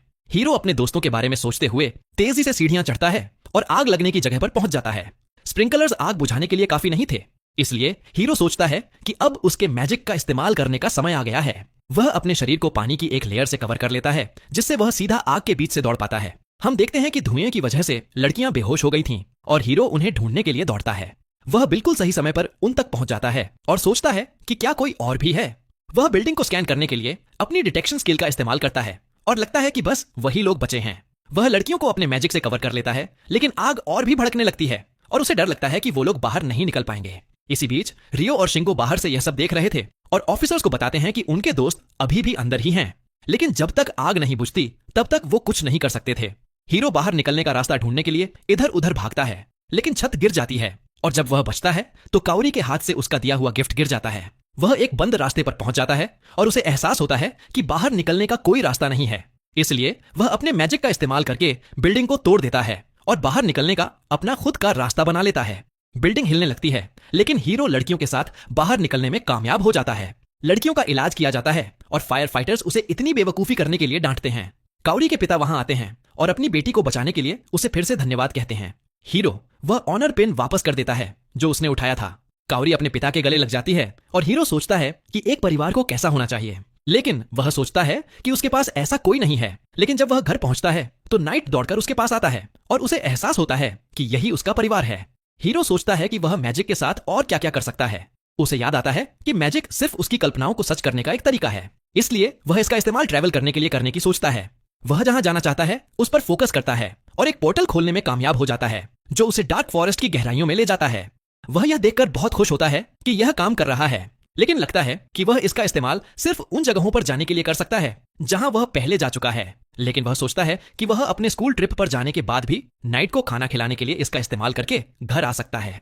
वो लोग थोड़ा और एक्सप्लोर करने का फैसला करते हैं और उन्हें एक गुफा मिलती है जिसमें कुछ गोब्लिन्स थे, लेकिन उसकी लेजेंडरी सोर्ड के सामने वो कहीं नहीं टिक पाते और उन्हें बहुत सारे रेयर आइटम मिलते हैं जिन्हें वह अपनी स्टोरेज स्किल से स्टोर कर लेता है। वह सोचता है कि नाइट के साथ उसका टीम वर्क बेहतर हो रहा है। वो गुफा से बाहर निकलते हैं और हीरो सोचता है कि आज के लिए इतना काफी है, लेकिन नाइट उदास हो जाता है क्योंकि वह और आगे जाना चाहता था। हीरो कहता है कि उसे वापस जाना होगा ताकि वह अपने स्कूल ट्रिप की तैयारी कर सके, लेकिन नाइट अचानक भाग जाता है। हीरो उसके पीछे जाता है और लगता है कि नाइट को आगे कुछ महसूस हुआ था, इसलिए हीरो सावधान रहने के लिए अपनी इनविजिबिलिटी स्किल का इस्तेमाल करता है और आगे बढ़ता है। उसे एक घायल लड़की मिलती है जो कई सारे गोब्लिन्स का सामना कर रही थी। हीरो उसे बचाना चाहता है, लेकिन नाइट उसे पीछे खींच लेता है। एलीट गोब्लिन अटैक करता है और एक पेड़ को तोड़ देता है, लेकिन वहां कुछ धागे आ जाते हैं जो उसका रास्ता रोक लेते हैं। वह लड़की अटैक करके उस गोब्लिन का हाथ काट देती है। हीरो उन धागों के बारे में सोचता है, लेकिन गोब्लिन्स अचानक उस लड़की पर कूद पड़ते हैं। वह अपने धागों से उनके अटैक को रोक लेती है, लेकिन एलीट गोब्लिन उस पर एक वार कर देता है और ऐसा लगता है कि वह बेहोश हो गई है। जैसे ही गोब्लिन उसके पास आता है, हीरो सामने आ जाता है और नाइट के साथ मिलकर गोब्लिन्स को खत्म कर देता है। लेकिन तभी अचानक अनगिनत गोब्लिन्स आ जाते हैं, इसीलिए हीरो अपनी डिवाइन विप का इस्तेमाल करने का फैसला करता है। वह चाबुक सारे गोब्लिन्स को बांधकर एक ही अटैक में कुचल देता है। वह सोचता है कि यह वेपन तो कुछ ज्यादा ही ओवरपावर्ड है, क्योंकि यह एक साथ कई टारगेट्स पर अटैक कर सकता है और इसका वार कभी खाली नहीं जाता। लड़ाई के बाद वह सोचता है कि उसे इस लड़की के साथ क्या करना चाहिए। वह उसे अपने घर ले जाने की सोचता है, लेकिन लगता है कि नाइट को यह आइडिया पसंद नहीं आया। वह उस लड़की को ऐसे ही नहीं छोड़ना चाहता था, लेकिन तभी वह अचानक जाग जाती है। यह देखकर कि उसे कोई उठा रहा है, वह शॉक हो जाती है और जमीन पर गिर जाती है। हीरो उसे अपना हीलिंग जूस देता है जो तुरंत उसकी सारी चोटों को ठीक कर देता है। वह लड़की यह देखकर हैरान थी कि वह कितना असरदार था और पूछती है कि वह कौन है। तो हीरो अपना और नाइट का नाम बताता है, लेकिन नाइट उसके साथ गुस्से से पेश आता है और हीरो सोचता है कि ऐसा क्यों है। हमें पता चलता है कि उस लड़की का नाम लूना है और वह बताती है कि वह जंगल में ट्रेनिंग कर रही थी, लेकिन उस एलिट गोब्लिन ने उसे चौंका दिया और वह मुसीबत में पड़ गई। वह पूछती है कि उनका क्या हुआ, तो हीरो बताता है कि उसने उन्हें खत्म कर दिया। वह पूछती है कि वह जंगल में क्या कर रहा है और वह बता देता है कि वह भी ट्रेनिंग कर रहा था। लेकिन यह सुनकर वह लड़की किसी वजह से हैरान हो जाती है, क्योंकि हीरो ही था जो उसे उठाकर सुरक्षित जगह पर लाया था। लूना पसीने से लथपथ और इतनी गंदी होने के लिए उससे माफी मांगती है, लेकिन हीरो कहता है कि कोई बात नहीं। वह पूछती है कि क्या आसपास कोई नदी है जहां वह नहा सके, लेकिन हीरो अपना पोर्टेबल बाथ निकाल लेता है। वह बाहर पहरा देता है और लूना को विश्वास नहीं होता कि उसके पास इतना रेयर आइटम है। हीरो बताता है कि उसे यह एक क्रिस्टल हिरन से मिला था और लूना इंप्रेस होती है कि वह इतने खतरनाक मॉन्स्टर को हरा सकता है। हीरो को लगता है कि डार्क फॉरेस्ट के लिए यह नॉर्मल है, लेकिन लूना बताती है कि वह असल में एक क्लाइंट की रिक्वेस्ट पर वहां आई है। हालांकि हीरो यह बात नहीं सुन पाता। लूना उससे अपनी ट्रेनिंग में उसका साथ देने के लिए कहती है, क्योंकि वो दोनों ही जंगल में ट्रेनिंग कर रहे हैं। वह उसके साथ ट्रेनिंग करना चाहती थी। हीरो को उसे अकेले ट्रेनिंग करने के लिए छोड़ना बुरा लगता है, इसलिए वह उसके साथ शामिल होने के लिए मान जाता है। उसके बाद हम उन्हें एक साथ ट्रेनिंग करते हुए देखते हैं। हीरो प्रैक्टिस में उसकी मदद करता है और वह भी उसे बहुत कुछ सिखाती है। वो दोनों ही पहले से ज्यादा ताकतवर हो जाते हैं और हम लूना को अपने धागों से एक गोब्लिन को खत्म करते हुए देखते हैं। हीरो एक एलीट गोब्लिन को हराने के लिए उसकी तारीफ करता है, लेकिन वह कहती है कि उसे अभी भी बहुत लंबा रास्ता तय करना है। वह कहती है कि उसे अपना मिशन पूरा करने के लिए और भी ज्यादा ताकतवर बनना होगा। हीरो उसे कहता है कि उसे जाना होगा और समझाने की कोशिश करता है कि उसका स्कूल ट्रिप है, लेकिन उसे कुछ समझ नहीं आता, इसलिए वह बस माफी मांग लेता है। लेकिन वह उसे उसकी सारी मदद के लिए शुक्रिया कहती है। ट्रेनिंग के आखिरी दिन के बाद हीरो नहाकर रिलैक्स कर रहा होता है, लेकिन तभी लूना भी अचानक उसके साथ नहाने के लिए आ जाती है। हीरो शर्मा जाता है, लेकिन लूना उसे पकड़ लेती है और बताती है कि उसके साथ बिताया हुआ समय उसके लिए कितने मायने रखता है और वह इसे हमेशा याद रखेगी। वह उसे एक बार फिर शुक्रिया कहती है और उसकी पीठ धोने का ऑफर देती है, लेकिन उसका तौलिया अचानक गिर जाता है और हीरो शर्मा जाता है। उसकी क्लास अपने स्कूल ट्रिप पर निकलती है और हम हीरो को अपने दोस्तों के साथ ताश खेलते हुए देखते हैं। काइडे को लगता है कि वह थका हुआ दिख रहा है और हीरो मानता है कि वह पिछली रात ज्यादा सो नहीं पाया था। हीरो गेम जीत जाता है और उन्हें विश्वास नहीं होता कि वह लगातार 5 बार जीत चुका है, लेकिन हीरो को लगता है कि गेम बस किस्मत का खेल होना चाहिए। हीरो थोड़ी देर सोने का फैसला करता है और वह सोचता है कि वह इसीलिए जीतता रहा क्योंकि उसने अपने किस्मत वाले स्टैट में बहुत सारे पॉइंट्स डाले थे। वह सोचता है कि लूना के साथ हुई घटना भी शायद उसकी किस्मत की वजह से ही हुई होगी। जब वो लोग अपनी मंजिल पर पहुंचते हैं तो हीरो जाग जाता है। अपनी मंजिल पर पहुंचकर सारे स्टूडेंट्स कपड़े बदलते हैं और उनकी टीचर बताती हैं कि उन्हें 2 दिन के लिए कैंपिंग करनी है। उन्हें इसी जगह से अपने खाने पीने का इंतजाम करके जिंदा रहने का तरीका ढूंढना होगा। वो बताती हैं कि नदी में मछलियां हैं और आसपास ऐसे पौधे हैं जिन्हें वो खा सकते हैं। कुछ स्टूडेंट्स को चिंता होती है कि पौधे जहरीले हो सकते हैं, लेकिन सावादा बताती हैं कि स्कूल की डॉक्टर वहीं मौजूद हैं। हालांकि स्टूडेंट्स को वह डॉक्टर थोड़ी अजीब लगती है क्योंकि उसके ऑफिस से हमेशा चीखने की आवाजें आती रहती हैं। अकीरा सोचता है कि वो लोग एक दिन बिना खाए भी रह सकते हैं, लेकिन सावादा कहती हैं कि यह सब इस लेसन का ही एक हिस्सा है। वह बताती हैं कि यह सभी क्लासों के बीच का एक कंपटीशन है। हीरो सोचता है कि क्या जीतने वालों के लिए कोई इनाम भी है, लेकिन सावादा बताती हैं कि इसका असर उनके बोनस पर पड़ेगा, इसलिए वह सबसे अपना बेस्ट देने को कहती हैं। लेकिन स्टूडेंट्स इस बात से कुछ खास खुश नहीं होते। स्टूडेंट्स को जंगल में छोड़ दिया जाता है और हीरो सोचता है कि उन्हें सबसे पहले क्या करना चाहिए। अकीरा सोचता है कि यहाँ सर्वाइव करना बहुत आसान होगा, लेकिन बाकी तीनों उसे बेवकूफ समझकर इग्नोर कर देते हैं। ऋण सुझाव देती है कि हीरो और काइडे को मछली पकड़ने की कोशिश करनी चाहिए, जबकि वह और अकीरा कुछ खाने लायक पौधे ढूंढेंगे। हम देखते हैं कि सारे स्टूडेंट्स नदी के पास हैं और काइडे को लगता है कि वो लोग यहाँ आने में लेट हो गए। वो लोग पानी के पास रियो को देखते हैं और वह उन्हें बताता है कि मछली पकड़ने की सारी अच्छी जगहें पहले ही भर चुकी हैं। काइडे सोचती है कि क्या उन्हें कुछ और ट्राई करना चाहिए, लेकिन हीरो अपनी डिटेक्शन स्किल का इस्तेमाल करके एक और जगह ढूंढ लेता है। उस जगह पर बहुत सारी मछलियां थीं, लेकिन काइडे को लगता है कि पानी बहुत कम गहरा है, इसलिए उनके मछली पकड़ने वाले कांटे किसी काम नहीं आएंगे। लेकिन हीरो के पास एक और प्लान था और वह सीधा पानी में उतर जाता है। वह सोचता है कि डार्क फॉरेस्ट के मॉन्स्टर के सामने ये मछलियां तो कुछ भी नहीं है। वह लूना से सीखी हुई बातों को याद करता है कि कैसे किसी मॉन्स्टर के बर्ताव का अंदाजा लगाया जाता है। वह अपने हाथों से ही एक मछली पकड़ लेता है। काइडे यह देखकर बहुत इंप्रेस होती है और हीरो एक एक करके सारी मछलियां पकड़ने लगता है। बाकी स्टूडेंट्स को लगता है कि वह पागल हो गया है और काइडे सोचती है कि उसने कुछ ज्यादा ही मछलियां पकड़ ली हैं। हीरो मानता है कि वह भावनाओं में बह गया था और वह मन ही मन लूना को उसकी सलाह के लिए शुक्रिया कहता है। इसी बीच शहर के एक अंधेरे हिस्से में हम कठपुतलियों से भरी एक दुकान देखते हैं। लूना अपने धागों का इस्तेमाल करके उन सब के सिर काट देती है और उसे एहसास होता है कि उसकी ताकत और भी बढ़ गई है। वह हीरो के साथ बिताए समय के बारे में सोचती है, लेकिन हमें पता चलता है कि वह असल में एक कातिल है और बचपन से ही लोगों को मारती आ रही है। लेकिन उसे हीरो सबसे अलग लगता है और वह सोचती है कि काश वह उससे पहले मिली होती तो शायद उसकी जिंदगी कुछ और ही होती। लेकिन वह जानती है कि उसे हीरो को भूलना होगा, क्योंकि वह हेडहंटर के नाम से जानी जाती है और वह अपने अगले टारगेट की तैयारी करने लगती है। हीरो और कायडे वापस ऋण से मिलते हैं और उसे अपना सारा शिकार दिखाते हैं। ऋण यह सुनकर हैरान रह जाती है कि हीरो ने सिर्फ अपने हाथों से ही वो सारी मछलियां पकड़ी हैं। हीरो पूछता है कि अकीरा को क्या हुआ जो वह जमीन पर पड़ा है। अकीरा शिकायत करता है कि ऋण ने यह चेक करने के लिए कि मशरूम जहरीले हैं या नहीं उसका इस्तेमाल किया और भालुओं का ध्यान भटकाने के लिए उसे चारे की तरह इस्तेमाल किया। हीरो को उसकी चिंता होने लगती है और वह उसके स्टैट चेक करता है कि कहीं उसके अंदर जहर तो नहीं चला गया, लेकिन उसे सही सलामत देखकर उसे राहत मिलती है। ऋण और अकीरा वो सारे पौधे दिखाते हैं जो उन्होंने इकट्ठे किए थे। हीरो अपनी स्किल से उनमें से कुछ जहरीले मशरूम हटाकर उन दोनों की तारीफ करता है। वो लोग बिल्डिंग की तरफ जाते हैं ताकि अपनी टीचर को दिखा सकें कि उन्होंने क्या क्या इकट्ठा किया है। हम बाकी स्टूडेंट्स को भी देखते हैं जिनका खाना चेक किया जा रहा था ताकि उसमें कुछ भी जहरीला ना हो। हीरो की मुलाकात कौरी से होती है जो उससे पूछती है कि उसकी टीम कैसा कर रही है।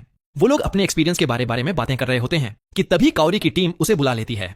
अकीरा यह देखकर हैरान था कि हीरो उसके इतने करीब है और वह सोचता है कि काश वह भी हीरो जैसा बन पाता। उनकी टीम सवादा को अपना सारा खाना दिखाती है। सवादा उनकी तारीफ करती है क्योंकि वो पहली टीम थे जो इतना सारा खाने लायक सेफ खाना लेकर आए थे। वह अपने बोनस के बारे में सोचकर बहुत एक्साइटेड हो जाती है, लेकिन बताती है कि उन्हें उनके बनाए हुए खाने के टेस्ट पर भी ग्रेड दिए जाएंगे। वह पूछती है कि खाना कौन बनाएगा तो हर कोई हीरो की तरफ इशारा कर देता है। सवादा उसे अपना बेस्ट देने के लिए कहती है और याद दिलाती है कि उसका बोनस उसी पर टिका है। लेकिन हीरो सोचता है कि उसे अपने मतलब के बारे में इतना भी खुलकर नहीं बोलना चाहिए। हीरो खाना बनाना शुरू करता है। अकेले रहने और दूसरी दुनिया में खुद के लिए खाना बनाने की वजह से वह बहुत ही शानदार खाना तैयार कर लेता है। टीम खाना शुरू करती है और हीरो उनके रिएक्शन का इंतजार करता है। थोड़ी ड्रिंक करने के बाद सवादा वहां आती है और उनका खाना देखकर हैरान रह जाती है। वह भी थोड़ा खाना चखती है और हीरो नर्वस होने लगता है कि उन्हें यह कैसा लगेगा, लेकिन उन सबको वह बहुत ही स्वादिष्ट लगता है। सवादा कहती है कि भले ही स्कूल में उनका खाना फर्स्ट क्लास शेफ बनाते हैं, लेकिन उसे हीरो के हाथ का खाना उनसे भी बेहतर लगा और वह सोचती है कि यह कैसे मुमकिन है। हीरो सोचता है कि उसने हमेशा सिर्फ अपने लिए ही खाना बनाया था क्योंकि वह अकेला था, लेकिन लोगों को अपना खाना पसंद करते देखकर उसे बहुत खुशी होती है। खाने के बाद सवादा पूछती है कि क्या वह उससे शादी करेगा, जिसे सुनकर हर कोई हैरान रह जाता है। वह बताती है कि वह ना तो खाना बना सकती है और ना ही साफ सफाई कर सकती है क्योंकि उसका पूरा ध्यान हमेशा अपनी रिसर्च पर ही रहा है। वह पहले कभी किसी रिलेशनशिप में भी नहीं रही थी और उसका खाना खाने के बाद उसे लगता है कि हीरो उसके लिए एकदम परफेक्ट है। वह उससे शादी करने और उसका ख्याल रखने के लिए कहती है। हर कोई उसे कहता है कि यह बहुत बुरा आइडिया है और काइडे यहाँ तक कह देती है कि हीरो किसी काम का नहीं है। यह सुनकर हीरो को लगने लगता है कि वह सच में एक बहुत बुरा इंसान है, लेकिन सवादा उससे शादी करने की जिद पकड़े रहती है और कहती है कि वह उसके लिए इंतजार भी कर लेगी। हीरो नर्वस हो जाता है और सोचता है कि यह सही नहीं है क्योंकि वह उसकी टीचर है, लेकिन वह उससे कहता है कि उसे लगता है कि वह एक बहुत अच्छी टीचर है। यह सुनकर सवादा बहुत खुश होती है और उसे गले लगाकर अपनी छाती में दबा लेती है। काइडे उसे खींचकर अलग करने की कोशिश करती है और अकीरा सोचता है कि हीरो दुनिया का सबसे लकी लड़का है। उसी रात हीरो नाइट को चेक करने के लिए टेलीपोर्ट करके अपने घर वापस जाता है। अपने स्टोरेज से कुछ खाना निकालकर वह जल्दी से नाइट के लिए डिनर तैयार करता है। नाइट को खाते हुए देखकर वह सोचता है कि कैसे उसे अपने खाने से दूसरों को खुश करने में मजा आता है। वह टेलीपोर्ट करके वापस कैंप में आ जाता है जहां हर कोई एक साथ शावर ले रहा था। सब उसे घूरने लगते हैं और हीरो सोचता है कि क्या बात है। अकीरा उसकी शानदार बॉडी की तरफ इशारा करता है और हीरो पूछता है कि इसमें क्या खराबी है, लेकिन अकीरा को विश्वास नहीं हो रहा था कि वह इतना हैंडसम होने के साथ साथ इतना मस्कुलर भी है। इसी बीच लड़कियों के बाथरूम में ऋण काइडे को चिढ़ाते हुए कहती है कि सारे लड़के उस पर फिदा होंगे। तभी उनकी मुलाकात कौरी से होती है और वो बताती हैं कि कैसे सवादा हीरो से शादी करना चाहती थी। कौरी यह सुनकर शॉक हो जाती है और लड़कियों को लगता है कि सवादा को एक अलग ही फायदा मिल रहा है। काइडे भी यह सोचकर हीरो पर लाइन मारने के लिए इंस्पायर हो जाती है। कौरी पूछती है कि क्या उसे हीरो पसंद है, लेकिन वह तुरंत मना कर देती है। ऋण को लगता है कि यह बात साफ साफ दिखाई दे रही है, लेकिन कौरी सोचने लगती है कि हीरो को किस तरह की लड़कियां पसंद हैं। अगली सुबह कुछ स्टूडेंट्स देखते हैं कि उनका सामान पूरी तरह से बिखरा हुआ है और वो सोचते हैं कि शायद कोई चोर आया होगा। अकीरा के चेहरे पर चिंता साफ दिख रही थी, जबकि हीरो चेक करता है कि उनका सारा सामान वहीं है या नहीं। उनका ग्रुप ब्रेकफास्ट ढूंढने के लिए आसपास देखने का फैसला करता है, लेकिन एक पेड़ पर खरोंच के निशान देखकर अकीरा डर जाता है। हीरो को याद आता है कि अकीरा ने बताया था कि कैसे उसका इस्तेमाल भालुओं को फंसाने के लिए चारे की तरह किया गया था और उसे समझ आ जाता है कि यहाँ क्या हो रहा है। जैसे ही वह चारों तरफ देखता है, अचानक से लड़कियों के सामने एक भालू आ जाता है और वो तेजी से भागने लगती हैं। भालू उनके पीछे दौड़ता है और सारे स्टूडेंट्स घबरा जाते हैं। सवादा अपने ग्रुप को उसके साथ छुपने का इशारा करती है। भालू टेबल से जा टकराता है और सवादा उन्हें सुरक्षित जगह पर जाने के लिए कहती है। भागते समय सवादा गिर जाती है और भालू उस पर झपट पड़ता है, लेकिन हीरो बीच में आ जाता है। वह भालू के साथ लड़ता है और उसे जमीन पर पटक कर बेहोश कर देता है। वह सावादा को चेक करता है, जो उससे कहती है कि वैसे तो वह भालू से लड़ने के लिए उसे डांटती, लेकिन क्योंकि उसने उसकी जान बचाई है इसलिए वह उसे छोड़ रही है। वह एक बार फिर से उसे शादी के लिए प्रपोज करती है, जिसे वह बड़ी ही विनम्रता से मना कर देता है। हीरो पूछता है कि अब उस भालू का क्या होगा। काउरी उसे समझाती है कि वो लोग उसे एक गार्ड भालू की तरह रख लेंगे और अगर उसने फिर से किसी इंसान पर अटैक किया तो वो उसे खा जाएंगे। भालू को भी यह बात समझ आ जाती है, इसलिए मामला सुलझ जाता है और उनका यह कैंपिंग ट्रिप खत्म हो जाता है। अपने घर वापस आकर हम देखते हैं कि हीरो को लेक्सिया के साथ दूसरी दुनिया में राजा से मिलना है। उससे मिलने के रास्ते में उसे जंगल में राक्षसों का एक ग्रुप मिलता है। वह सोचता है कि अगर लेक्सिया के ग्रुप का सामना इनसे हो गया तो बहुत बुरा होगा, इसलिए वह उन्हें खत्म करने का फैसला करता है। नाइट उनमें से एक पर वॉर करता है और हीरो अपना भाला फेंकता है, लेकिन वह राक्षस उसे पकड़ लेता है। इसीलिए हीरो तुरंत एक हथौड़ा निकालता है जो उस राक्षस को पूरी तरह से कुचल देता है और उसके आसपास का सारा इलाका भी साफ कर देता है। यह देखकर वह एक बार फिर से उस साधु के वेपन से इंप्रेस हो जाता है। वह राक्षस मरने के बाद एक बहुत ही अजीब सा दिखने वाला हेलमेट छोड़ जाता है। हीरो उसे पहनकर देखता है, लेकिन हम एक अजीब से दिखने वाले खरगोश को देखते हैं जो उसे छुपकर देख रहा था और सोच रहा था कि यही वह इंसान है जिसकी उसे तलाश है। तभी लेक्सिया की पार्टी वहां आ पहुंचती है। ओवेन उसे देखकर थोड़ा परेशान लग रहा था और हीरो समझ जाता है कि यह उसके हेलमेट की वजह से है, इसलिए वह जल्दी से उसे उतार देता है। वो लोग उसे एक बार फिर से देखकर बहुत खुश होते हैं। वो उससे पूछते हैं कि क्या वह राजा से मिलने के लिए तैयार है और उसे अपने साथ महल चलने का न्योता देते हैं। लेकिन तभी अचानक नाइट लेक्सिया के ऊपर कूद पड़ता है क्योंकि एक पेड़ अचानक से गिरने लगता है। हीरो अपनी सोर्ड से उसे बीच से काट देता है। हीरो का ध्यान उन धागों पर जाता है जिनका इस्तेमाल लूना करती थी और उसे समझ आ जाता है कि नाइट असल में राजकुमारी को बचा रहा था। ओवेन सोचता है कि यह सब क्या हो रहा है और हम लूना को देखते हैं जो अपने नाकाम होने पर खुद को कोस रही थी। जैसे ही वह वहां से भागने की कोशिश करती है, हीरो उस पर अटैक कर देता है और वह बेहोश हो जाती है। हीरो हैरान था कि यह सच में लूना ही है और लेक्सिया भी उसके पास आकर पूछती है कि यह कौन है। वह उसे बताता है कि इसी ने उस पर अटैक करने की कोशिश की थी और उसे एहसास होता है कि नाइट को यह बात पहले से ही पता थी। हीरो कहता है कि वह उसके घावों का इलाज करना चाहता है और उसे अपने घर ले जाना चाहता है ताकि उससे पूछ सके कि आखिर यह सब क्या है। लेक्सिया यह विश्वास नहीं करना चाहती थी कि वह एक बुरी इंसान है, इसलिए वह उसकी बात मान लेती है। तभी ओवेन दौड़ कर आता है और लेक्सिया से कहता है कि वह अकेले कहीं ना जाए, लेकिन वह उसे बताती है कि वह हीरो के घर जा रही है। हीरो पूछता है कि क्या उसे यकीन है और लेक्सिया कहती है कि वह भी यह जानने के लिए उत्सुक है कि उस पर अटैक क्यों हुआ और उसका लूना के साथ क्या रिश्ता है। इसीलिए हीरो जल्दी पहुंचने के लिए अपने टेलीपोर्टेशन का इस्तेमाल करने का फैसला करता है और ओवेन वहीं पीछे छूट जाता है। लेक्सिया उसके इस टेलीपोर्टेशन मैजिक से हैरान रह जाती है और वो लोग लूना के जागने का इंतजार करते हैं। हीरो उसे समझाता है कि कैसे वह जंगल में लूना से मिला था और कैसे उन्होंने एक साथ ट्रेनिंग भी की थी। लेकिन लेक्सिया को उस टेलीपोर्टेशन स्पेल में ज्यादा दिलचस्पी थी जिसका इस्तेमाल उसने घर वापस आने के लिए किया था। हीरो बताता है कि उसने बस ट्रैवल करने के लिए मैजिक का इस्तेमाल करने के बारे में सोचा था और वह बन गया। लेक्सिया को उस पर विश्वास नहीं होता और वह उसे बताती है कि टेलीपोर्टेशन मैजिक को परियों की कहानियों का हिस्सा माना जाता है। आज तक कोई भी ऐसा इंसान नहीं हुआ है जो इसे इस्तेमाल कर सके। वह उसे चेतावनी देती है कि अगर किसी को भी यह पता चल गया कि वह इसका इस्तेमाल कर सकता है तो इसकी वजह से युद्ध भी हो सकता है। इसलिए वह उससे वादा करवाती है कि वह कभी भी बिना सोचे समझे लोगों के सामने इसका इस्तेमाल नहीं करेगा। अचानक वह लूना को आवाज लगाते हुए पूछती है कि वह और कितनी देर तक सोने का नाटक करने का इरादा रखती है। लूना उठ जाती है और समझ जाती है कि उसकी चोरी पकड़ी गई है। लेक्सिया यह भी नोटिस करती है कि हीरो को भी पता था कि वह नाटक कर रही है, लेकिन वह बस अच्छे से पेश आ रहा था और उसके खेल में उसका साथ दे रहा था। लेक्सिया उससे उसकी कहानी के बारे में पूछती है, लेकिन लूना को लगता है कि इसका कोई मतलब नहीं है और वह उसे बस जान से मार देने के लिए कहती है। लेकिन हीरो भी उसकी कहानी जानना चाहता था, इसलिए लूना बताती है कि कैसे वह एक अनाथ थी जो जिंदा रहने के लिए बस कचरे से अपना गुजारा करती थी। फिर एक दिन एक आदमी ने उसे पनाह दी जिसने उसे पढ़ना लिखना सिखाया और साथ ही लोगों को मारने के तरीके भी सिखाए। फिर अंत में वह डार्क गिल्ड में शामिल हो गई। हीरो डार्क गिल्ड के बारे में जानने के लिए उत्सुक होता है और लेक्सिया उसे बताती है कि यह एक ऐसा संगठन है जो हर तरह के अपराधों को अंजाम देता है। लूना आगे बताती है कि कैसे उसने अनगिनत लोगों को मारा है और इसी वजह से उसे हेडहंटर का नाम मिला है। लेक्सिया यह सुनकर ही हैरान रह जाती है क्योंकि उसने भी यह नाम सुना था। हीरो सोचता है कि क्या नाइट को यह बात पहले से ही पता थी और उसे एहसास होता है कि यही वजह थी कि शुरुआत में नाइट उसके साथ इतना अग्रेसिव था। लूना बताती है कि उसे लेक्सिया को मारने का काम सौंपा गया था, लेकिन अब क्योंकि वह फेल हो गई है इसलिए उसकी मौत तो पक्की है। या तो उसे फांसी दे दी जाएगी या फिर डार्क गिल्ड उसकी इस नाकामी के लिए उसके पीछे अपने हत्यारे भेज देगा। हीरो को उसकी चिंता होने लगती है, लेकिन लूना पूछती है कि उसे इतनी परवाह क्यों है क्योंकि उन्होंने तो बस थोड़ा सा ही समय एक साथ बिताया था। लेकिन हीरो कहता है कि भले ही उनका साथ बहुत छोटा था लेकिन वह उसके लिए बहुत मायने रखता है, इसलिए वह उसे अपनी दोस्त मानता है। लूना सोचती है कि उसके लिए अब बहुत देर हो चुकी है, लेकिन लेक्सिया उसे बीच में रोकते हुए कहती है कि वह उसकी बजाय उसके लिए काम करे और उसकी बॉडीगार्ड बन जाए। लूना हैरान होती है कि वह क्या कह रही है। लेक्सिया समझाती है कि क्योंकि सिर्फ उसे और हीरो को ही इस अटैक के बारे में पता है, इसलिए वो इसे राज रख सकते हैं, और अगर वह राजकुमारी की बॉडीगार्ड बन गई तो डार्क गिल्ड के लिए उस तक पहुंचना बहुत मुश्किल हो जाएगा। लूना सोचती है कि वह पागल हो गई है। वह कहती है कि वह एक अपराधी है और उन सारे लोगों के बारे में सोचती है जिन्हें उसने मारा है। उसके हाथ खून से सने हुए हैं, लेकिन लेक्सिया उसे बताती है कि उसके हाथ बहुत सुंदर हैं और पूछती है कि वो इतने मुलायम कैसे हैं। लूना बताती है कि यह हीरो के उस बाथटब की वजह से है। वह लगातार मना करती रहती है, लेकिन लेक्सिया उसे डांटते हुए कहती है कि क्योंकि वह उसे मारने में फेल हो गई है, इसलिए वह हार गई है और अब उसे उसकी बात माननी ही होगी। लूना के पास इस काम को मानने के अलावा और कोई रास्ता नहीं बचता।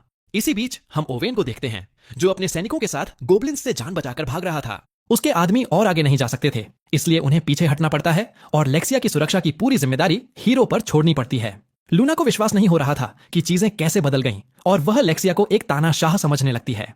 लेकिन अपने पहले आदेश के तौर पर लेक्सिया उसे हीरो के बाद के बारे में और बताने के लिए कहती है।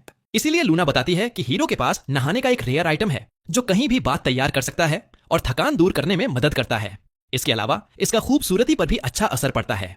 लेक्सिया को यह सब बहुत कमाल का लगता है और वह भी उसका इस्तेमाल करने की जिद करती है। वह लूना के साथ नहाने का फैसला करती है और हीरो को भी अपने साथ नहाने के लिए बुलाती है, लेकिन वह घबराकर मना कर देता है और वह उसे शर्मिंदा करने लगती है। लड़कियां एक साथ नहाने का मजा लेती हैं और उन्हें यह बहुत रिलैक्सिंग लगता है, लेकिन लेक्सिया अचानक पूछती है कि क्या लूना को हीरो पसंद है। लूना कहती है कि वो बस दोस्त हैं। लेक्सिया कहती है कि वह बता सकती है कि वह उसे पसंद करती है, लेकिन लूना मना कर देती है और कहती है कि वह बस अपने दिमाग में ख्याली पुलाव पका रही है। इसीलिए लेक्सिया उसे बताती है कि वह उससे शादी करने का प्लान बना रही है और लूना इस बात का विरोध करती है। लेक्सिया कहती है कि अगर वो दोनों सिर्फ दोस्त हैं तो उसे इससे कोई परेशानी नहीं होनी चाहिए। लूना को खुद समझ नहीं आ रहा था कि वह कैसा महसूस कर रही है, लेकिन लेक्सिया अचानक से उसे खुली चुनौती दे देती है। वह कहती है कि उसे पक्के तौर पर हीरो से प्यार है, इसलिए वो दोनों उसके लिए एक दूसरे से लड़ेंगी और अगर वह हीरो से शादी कर लेती है तो वह जीत जाएगी।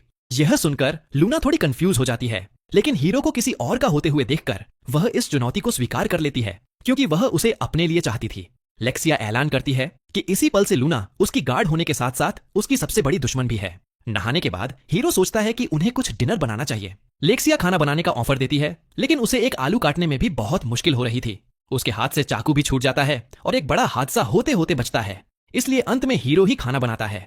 लड़कियों को खाना बहुत स्वादिष्ट लगता है और लेक्सिया उसकी तारीफ करती है, लेकिन लूना यह देखकर जलने लगती है और हीरो से उसे अपने हाथों से खिलाने के लिए कहती है। वह कहती है कि उसे हिलने में परेशानी हो रही है क्योंकि उसके घाव अभी पूरी तरह से नहीं भरे हैं। हीरो सोचता है कि उसने उसे कितनी जोर से मारा था, इसलिए वह उसकी बात मान लेता है। लेकिन जैसे ही वह उसे खाना खिलाता है, लूना लेक्सिया की तरफ देखकर मुस्कुराने लगती है। लेक्सिया को भी बहुत जलन होती है और वह भी अपने हाथों से खिलाए जाने की जिद करने लगती है। हीरो कहता है कि उसे तो कोई चोट नहीं लगी है, लेकिन लेक्सिया एक राजकुमारी होने के अपने अधिकार का इस्तेमाल करके उसे आदेश देती है और हीरो के पास उसकी बात मानने के अलावा कोई चारा नहीं बचता। रात में दोनों लड़कियां एक साथ सोती हैं और हीरो बुरी तरह से थक चुका था, लेकिन वह सोचता है कि यह समय बहुत अच्छा था। अगले दिन वो फिर से ओवेन और उसके आदमियों से मिलते हैं। हीरो उन्हें पीछे छोड़ने के लिए माफी मांगता है। ओवेन उनके नए साथियों के बारे में सोचता है और हीरो एक बार फिर से नाइट को उनसे मिलवाता है। ओवेन पिछले दिन लेक्सिया को बचाने के लिए उसे शुक्रिया कहता है। ओवेन लूना की पहचान के बारे में सोचने लगता है। लेक्सिया साफ साफ बता देती है कि वह एक कातिल थी जिसने उसे मारने की कोशिश की थी, लेकिन अब से वह उसकी गार्ड के तौर पर काम करेगी। यह सुनकर हर कोई हैरान रह जाता है और लूना को विश्वास नहीं होता कि उसने कितनी जल्दी उसका राज खोल दिया। ओवेन तुरंत उसे घेर लेता है, लेकिन लेक्सिया उसे पीछे हटने के लिए कहती है। ओवेन मना कर देता है और कहता है कि उस पर भरोसा नहीं किया जा सकता, लेकिन लेक्सिया उसे याद दिलाती है कि वो लोग साथ में सोए थे, इसलिए अगर लूना को उसे मारना होता तो वह अब तक मर चुकी होती। ओवेन आखिरकार मान जाता है, लेकिन कहता है कि वो उस पर नजर रखेंगे। तभी हीरो उन्हें बीच में रोकते हुए कहता है कि अब वह उनके साथ महल नहीं जा सकता, क्योंकि उन्होंने घर पर एक दिन ज्यादा बिता दिया है। उसे स्कूल वापस जाना है, इसलिए उसके पास यात्रा करने का समय नहीं है। ओवेन उससे कहता है कि जब भी उसे समय मिले वह महल आ सकता है। वह उसे एक गांव का रास्ता बताता है जहां से उसे राजधानी का रास्ता मिल जाएगा। लेक्सिया उसे अलविदा कहती है और जल्दी मिलने के लिए कहती है, लेकिन लूना अचानक भागकर हीरो के पास आती है और उसे चूमकर उसे उन सब चीजों के लिए शुक्रिया कहती है जो उसने उसके लिए की थी। यह देखकर लेक्सिया पूरी तरह टूट जाती है और वापस जाने की जिद करती है ताकि वह भी उसे चूम सके, लेकिन ओवेन न सुनने का नाटक करता है और वो लोग आगे बढ़ जाते हैं। हीरो उस किस के बारे में सोचता है कि क्या वह उसे पसंद करती है। रिलैक्स करने के लिए वह नहाने चला जाता है। तभी उसे अचानक एहसास होता है कि कोई अजीब सा जीव अंदर घुस आया है और उसे एक नोटिफिकेशन मिलता है कि उसने अभी अभी उसे टेम कर लिया है। वह जीव भी थोड़ा कंफ्यूज था, लेकिन उसे यह सब ठीक ही लगता है। हीरो उसके स्टैट चेक करने के बारे में सोचता है। उसे पता चलता है कि उसकी अप्रेजल स्किल का लेवल बढ़ गया है, जिससे वह उसकी स्किल भी देख सकता है। वह देखता है कि उसके पास होली ग्राउंड नाम की एक स्किल है और वह देखना चाहता है कि यह क्या कर सकती है। वह जीव उनके चारों तरफ रोशनी का एक मैदान बना देता है और ऐसा लगता है कि यह हीरो को एक तरह की ताकत दे रहा है। हीरो इम्प्रेस होता है और उसे एक नाम देने का फैसला करता है। उसके रूप को देखकर वह उसे अकीत्सुकी बुलाने का फैसला करता है। नाइट उसे समय की याद दिलाता है और हीरो जल्दी से स्कूल वापस भागता है। उनकी क्लास के दौरान सावादा ऐलान करती हैं कि उनके स्कूल में बॉल गेम कंपटीशन होने वाला है, जिसके नतीजों का असर उनके बोनस पर पड़ेगा। इसलिए वह सबसे अपना बेस्ट देने के लिए कहती हैं। पहला इवेंट सॉकर है और उनकी क्लास को 2 टीम में बांट दिया जाता है। हीरो गोलकीपर के तौर पर खेलता है क्योंकि उसे नियम अच्छे से नहीं पता थे। जब गेम शुरू होता है तो रियो एक बीस्ट की तरह खेलता है और अकेले ही सामने वाली टीम पर भारी पड़ता है और गोल भी कर देता है। काइडे उससे बहुत इंप्रेस होती है, लेकिन रिन उसे बताती है कि उनके पास एक और सीक्रेट वेपन है और उसे कूदने के लिए कहती है। जैसे ही वह ऊपर नीचे कूदती है, सारे लड़कों का ध्यान भटक जाता है और अकीरा रियो से बॉल चुरा लेता है। अकीरा का हौसला बढ़ जाता है और रिन को एहसास होता है कि उसका प्लान उल्टा पड़ गया है। अकीरा सबको चकमा देते हुए शॉट मारता है, लेकिन हीरो एक ही पल में उसे रोक लेता है और हर कोई उसकी फुर्ती देखकर हैरान रह जाता है। हीरो सोचता है कि वह बॉल का क्या करे और रियो उसे कहता है कि वह उसे पूरी ताकत से फेंक दे। हीरो उसे फेंकता है और वह बॉल सीधे दूसरे गोल में जाकर गिरती है। वह सोचता है कि क्या उसने कोई पॉइंट स्कोर किया है। स्कूल के बाद एक मॉडलिंग एजेंसी हीरो के पास आती है और उसे इंडस्ट्री में शामिल होने का न्योता देती है, लेकिन वह तुरंत मना कर देता है। चीफ हैरान होती है कि उसे इसमें कोई दिलचस्पी नहीं है, लेकिन हीरो कहता है कि वह स्कूल में ही काफी खुश है। म्यू भी उसे मनाने की कोशिश करती है और उसके दोस्त हैरान रह जाते हैं कि वह उस मॉडल को कैसे जानता है। हीरो बताता है कि उसने बस एक बार उसके साथ काम किया था। वो लोग उन्हें आने वाली मैगजीन का कवर दिखाते हैं जिस पर वो दोनों साथ में हैं। उनके स्पोर्ट्स कंपटीशन का एक पोस्टर अचानक उनके पास आकर गिरता है और काउरी उसके पीछे भागती हुई आती है। तभी चीफ को एक आइडिया आता है। वह सोचती है कि वो लोग स्कूल पर एक आर्टिकल लिख सकते हैं और पूरे इवेंट के दौरान हीरो की तस्वीरें खींच सकते हैं। इसलिए वह स्कूल से इसकी इजाजत लेने के लिए वहां से चली जाती है। दूसरी दुनिया में हीरो एक कंकाल मॉन्स्टर को हरा देता है, लेकिन उसे लगता है कि वह और ताकतवर नहीं हो पा रहा है। वह जंगल में और गहरे जाने का फैसला करता है और उसे एक ऐसा इलाका मिलता है जो कठोर काले पेड़ों से भरा हुआ था। ये पेड़ इतने मजबूत थे कि नॉर्मल अटैक से उन पर खरोंच तक नहीं आ रही थी। वह अचानक सोचता है कि अकीत्सुकी इतना बड़ा कैसे हो गया, लेकिन अकीत्सुकी असल में उसके पीछे था। तभी एक मिथ्रिल बोअर उस पर अटैक कर देता है। हीरो खुद को हील करने की कोशिश करता है, लेकिन बोअर उस पर फिर से अटैक कर देता है। उसे लगता है कि वह मुसीबत में है और बोअर उस पर झपटता है, लेकिन तभी एक अजीब सा खरगोश अचानक सामने आता है और बोअर हवा में उड़कर दूर जा गिरता है। वह अपना नाम युसागी बताता है और हीरो हैरान था कि वह बोल सकता है। बोअर वापस उठता है, लेकिन युसागी एक ही पल में उसे खत्म कर देता है। हीरो शॉक रह जाता है कि उसने तो आसपास के पेड़ों को भी तबाह कर दिया। वह उसके स्टैट चेक करता है और देखता है कि वह बेहद ताकतवर है और उसके पास कई सारे टाइटल हैं। हीरो उसे मदद के लिए शुक्रिया कहता है और वह खरगोश उससे अपनी किक दिखाने के लिए कहता है। हीरो अपनी किक दिखाता है और युसागी को उसमें काबिलियत नजर आती है। युसागी अपनी किक दिखाता है जो एक साथ कई पेड़ों के बीच से छेद कर देती है। वह हीरो को भी ऐसा ही करने की ट्रेनिंग देने लगता है। कुछ देर बाद हीरो एक पेड़ को तोड़ने में कामयाब हो जाता है और फिर वो दोनों आपस में लड़ने की प्रैक्टिस करने लगते हैं। हीरो सोचता है कि उसे ट्रेनिंग क्यों दी जा रही है। युसागी बताता है कि वह उसे अपना उत्तराधिकारी बनाना चाहता है। वह समझाता है कि उसे डिवाइन के नाम से जाना जाता है और अपनी तकनीकें आगे बढ़ाना उसका फर्ज है। वह बताता है कि डिवाइन वो टाइटल है जो उन लोगों को दिया जाता है जिन्होंने किसी खास काम में महारत हासिल कर ली हो, और वह डिवाइन किकर है। उनका काम दुनिया को वाइल्ड से बचाना है, जो कि दुनिया की सारी नेगेटिव चीजों का रूप है। हीरो पूछता है कि क्या उसके पास उसका शागिर्द बनने से मना करने का कोई ऑप्शन है, तो युसागी कहता है कि वह मना कर सकता है, लेकिन वह बताता है कि वाइल्ड से लड़ना तो तय है, इसलिए उन्हें ज्यादा से ज्यादा साथियों की जरूरत है। हीरो डिवाइन नहीं बनना चाहता था, लेकिन वह सोचता है कि वह नाइट और अकीत्सुकी की रक्षा करने लायक बनना चाहता है। युसागी फैसला करता है कि वह उसे ट्रेनिंग देना जारी रखेगा, लेकिन बदले में उससे मैजिक सीखना चाहता है, क्योंकि वह उसके घर के आसपास बने बैरियर से बहुत इंप्रेस था। हालांकि हीरो सोचता है कि वह तो बस उस साधु का काम था, लेकिन वो दोनों इस बात पर मान जाते हैं कि वो एक दूसरे को अपना ज्ञान बांटेंगे। हम हीरो को देखते हैं जिसके पीछे एक किंग मिथ्रिल बोअर पड़ा था। युसागी सोचता है कि हीरो के लिए फिर से मुकाबला करने का यह अच्छा मौका है। हीरो को इससे लड़ने में थोड़ी मुश्किल होती है, लेकिन अपनी किक और चाबुक का इस्तेमाल करके वह उसे हराने में कामयाब हो जाता है। हीरो अपनी जीत का जश्न मनाता है और देखता है कि उसने कई सारे एसएस रैंक के आइटम गिराए हैं। युसागी बताता है कि दुनिया में ट्रिपल एस रैंक और ईएक्स रैंक के मॉन्स्टर भी हैं, और वाइल तो लेजेंडरी रैंक पर और भी ज्यादा ताकतवर हैं। तभी हीरो को अपने इवोल्यूशन का नोटिफिकेशन मिलता है और वह अचानक चमकने लगता है। उसकी शक्ल सूरत में कोई बदलाव नहीं आता, लेकिन ऐसा लगता है कि उसे कई सारी नई स्किल मिल गई हैं। अगले दिन हीरो टेबल टेनिस कंपटीशन में हिस्सा लेता है और चीफ उससे कहती है कि वह उनके लिए एक अच्छा शो दिखाए। उसका मुकाबला नेशनल चैंपियन के साथ था, जिसे स्नाइपर के नाम से जाना जाता था। वह एक बहुत ही तेज सर्व करता है जिसे हीरो भी नहीं देख पाता, लेकिन अपने सामने आए बोअर से उसकी तुलना करते हुए हीरो बड़ी ही आसानी से उसकी अगली सर्व वापस कर देता है, यहाँ तक कि वह टेबल में एक छेद भी कर देता है। लेकिन वह किसी को चोट नहीं पहुंचाना चाहता था, इसलिए वह मैच छोड़ देता है। फोटोग्राफर्स शिकायत करते हैं कि वह उनके लिए कुछ ज्यादा ही तेज मूव कर रहा था। काइडे हीरो को वॉलीबॉल खेलने के लिए घसीट ले जाती है क्योंकि उनका एक मेंबर घायल हो गया था। चीफ भी उसके पीछे पीछे जाती है। जैसे ही मैच शुरू होता है, हर कोई हैरान रह जाता है क्योंकि बॉल फट जाती है और कोर्ट पूरी तरह से तबाह हो जाता है। सामने वाली टीम तुरंत हार मान लेती है। चीफ देखती है कि वो लोग फिर से उसका शॉट मिस कर गए क्योंकि फोटोग्राफर्स का ध्यान किसी और चीज में भटक गया था। काइडे हीरो को यह कहकर दिलासा देती है कि जीत तो जीत होती है। तभी उन्हें अचानक एक चीख सुनाई देती है और वो काउरी को देखते हैं। हीरो सोचता है कि क्या हो रहा है। हम देखते हैं कि उसके टीम मेंबर को वहां से ले जाया जा रहा था और वह हीरो को सर्व से बचकर रहने की चेतावनी देता है। हीरो टेनिस मैच में उसकी जगह लेता है और सामने वाले उसे बताते हैं कि उसे भी जल्द ही मेडिकल हेल्प की जरूरत पड़ने वाली है। मैच जारी रहता है और काउरी सर्व करती है। वह बाल बाल बचते हुए कोर्ट के बाहर गिरती है और हीरो उसकी हिम्मत बढ़ाने की कोशिश करता है। वह फिर से सर्व करती है, लेकिन इस बार वह अपना रैकेट ही फेंक देती है। हीरो को एहसास होता है कि दूसरा स्टूडेंट असल में काउरी की वजह से ही घायल हुआ था। यह जानकर हीरो पूरे गेम की कमान अपने हाथों में ले लेता है और हर एक शॉट खुद ही खेलता है। काउरी भी मदद करने की कोशिश करती है, लेकिन वह फिर से अपना रैकेट फेंक देती है और लगभग गिर ही जाती है। लेकिन हीरो उसे पकड़ लेता है और आखिर में चीफ को एक अच्छी तस्वीर मिल ही जाती है। दिन के आखिर में काउरी हीरो के साथ घर वापस जाती है और उसकी मदद के लिए उसे शुक्रिया कहती है। वह उसे कुछ खिलाना चाहती है, लेकिन हीरो कहता है कि वह बस उसके साथ रहकर ही खुश है, इसलिए शुक्रिया कहने की कोई जरूरत नहीं है। लेकिन काउरी इसके बजाय उसे चूम लेती है। इसी बीच हम युसागी को एक वाइल से लड़ते हुए देखते हैं। युसागी मैजिक से अपना बचाव करता है और वह लड़की यह देखकर हैरान होती है क्योंकि उसे मैजिक का इस्तेमाल करना नहीं आना चाहिए। वह हीरो को उसे सिखाने के लिए धन्यवाद कहता है और वह लड़की अपनी प्रायोरिटी बदलते हुए सोचती है कि हीरो उनके लिए ज्यादा बड़ा खतरा है, इसलिए वह उसे ढूंढने और पहले उससे निपटने के लिए निकल पड़ती है।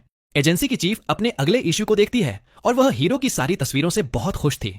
वह सोचती है कि यह मैगजीन कितनी अच्छी बिकेगी, लेकिन उसका आदमी चिंता करता है कि इसे देखने के बाद दूसरी एजेंसीज भी हीरो के पीछे पड़ जाएंगी। हालांकि चीफ को कोई चिंता नहीं थी और ऐसा लगता है कि उसके पास कोई प्लान है जिससे हीरो उनकी एजेंसी में शामिल होने से मना नहीं कर पाएगा। हीरो के घर वापस आकर हीरो और काउरी एक साथ पढ़ाई करते हैं। हीरो मैथ्स में उसकी मदद करने के लिए उसे शुक्रिया कहता है, लेकिन वह कहती है कि इसमें कोई बड़ी बात नहीं है क्योंकि वह भी तो उसे इंग्लिश सिखा रहा है। लेकिन हीरो अपनी लैंग्वेज कॉम्प्रिहेंशन स्किल को धन्यवाद देता है, जिसकी वजह से उसके लिए इंग्लिश समझना बहुत आसान हो गया है। फ्लैशबैक में हम दोनों को एक साथ घर जाते हुए देखते हैं और हमें पता चलता है कि उनके एग्जाम आने वाले हैं। हीरो को चिंता थी कि वह कैसा करेगा और काउरी हैरान थी कि कुछ ऐसा भी है जिसमें वह अच्छा नहीं है, इसलिए उसी ने सुझाव दिया था कि वो लोग साथ मिलकर पढ़ाई कर सकते हैं। वह पहली बार अकीत्सुकी से मिलती है और उसे दोनों पालतू जानवर सोते हुए बहुत प्यारे लगते हैं। वह वॉशरूम इस्तेमाल करने के लिए पूछती है, लेकिन उसके जाने के बाद हीरो सोचता है कि क्या वह उसे ढूंढ पाएगी। काउरी दूसरी दुनिया के उस दरवाजे के सामने पहुंच जाती है और हीरो उसके पीछे पीछे आता है। काउरी कहती है कि उसे ऐसा महसूस हुआ जैसे वह दरवाजा उसे बुला रहा हो। हीरो नर्वस हो जाता है और उसे बताता है कि यह दरवाजा एक दूसरी दुनिया से जुड़ता है। वह उससे दरवाजे के आर पार अपना हाथ डालने के लिए कहता है। उसका हाथ एक बैरियर से रुक जाता है और हीरो समझाता है कि सिर्फ वही लोग इसके पार जा सकते हैं जिन्हें वह इजाजत देता है। काउरी सोचती है कि वह दूसरी दुनिया कैसी होगी। हीरो बताता है कि वह मॉन्स्टर और मैजिक की दुनिया है और उसे दिखाता है कि वह कैसे मैजिक का इस्तेमाल कर सकता है। काउरी यह देखकर हैरान रह जाती है और हीरो बताता है कि यह सब उस दूसरी दुनिया की वजह से ही है। वहीं से उसने वो स्किल सीखी जिनकी वजह से वह उन गुंडों से निपट पाया जिन्होंने स्कूल पर अटैक किया था और डिपार्टमेंट स्टोर में लगी आग से सबको बचा पाया था। काउरी को इस सब पर विश्वास नहीं होता और हीरो उसे दूसरी दुनिया दिखाने का ऑफर देता है। वह उसका हाथ पकड़ता है और वो दोनों दूसरी दुनिया में चले जाते हैं। काउरी सच में एक दूसरी दुनिया देखकर हैरान रह जाती है। हीरो उसे बताता है कि नाइट और अकीत्सुकी दोनों इसी दुनिया से आए हैं।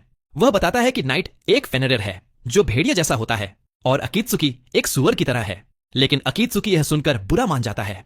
तभी अचानक काउरी की स्टेटस विंडो सामने आ जाती है और हीरो समझाता है कि इस दुनिया में काबिलियत स्टैट से दिखाई जाती है। वह यह देखकर हैरान रह जाता है कि उसके शुरुआती स्टैट उसके मुकाबले कहीं ज्यादा हैं। उसे याद आता है कि शुरुआत में उसके हर स्टैट में सिर्फ एक ही पॉइंट था। वह समझाता है कि कैसे उसने इस दुनिया में अपना लेवल बढ़ाया और कैसे उसकी वजह से उसकी शक्ल सूरत पूरी तरह बदल गई। इसलिए उसे लगता है कि उसने धोखा किया है और वरना उसे किसी ने भी एक्सेप्ट नहीं किया होता। लेकिन काउरी बात बदलते हुए कहती है कि वह इस दुनिया को और देखना चाहती है।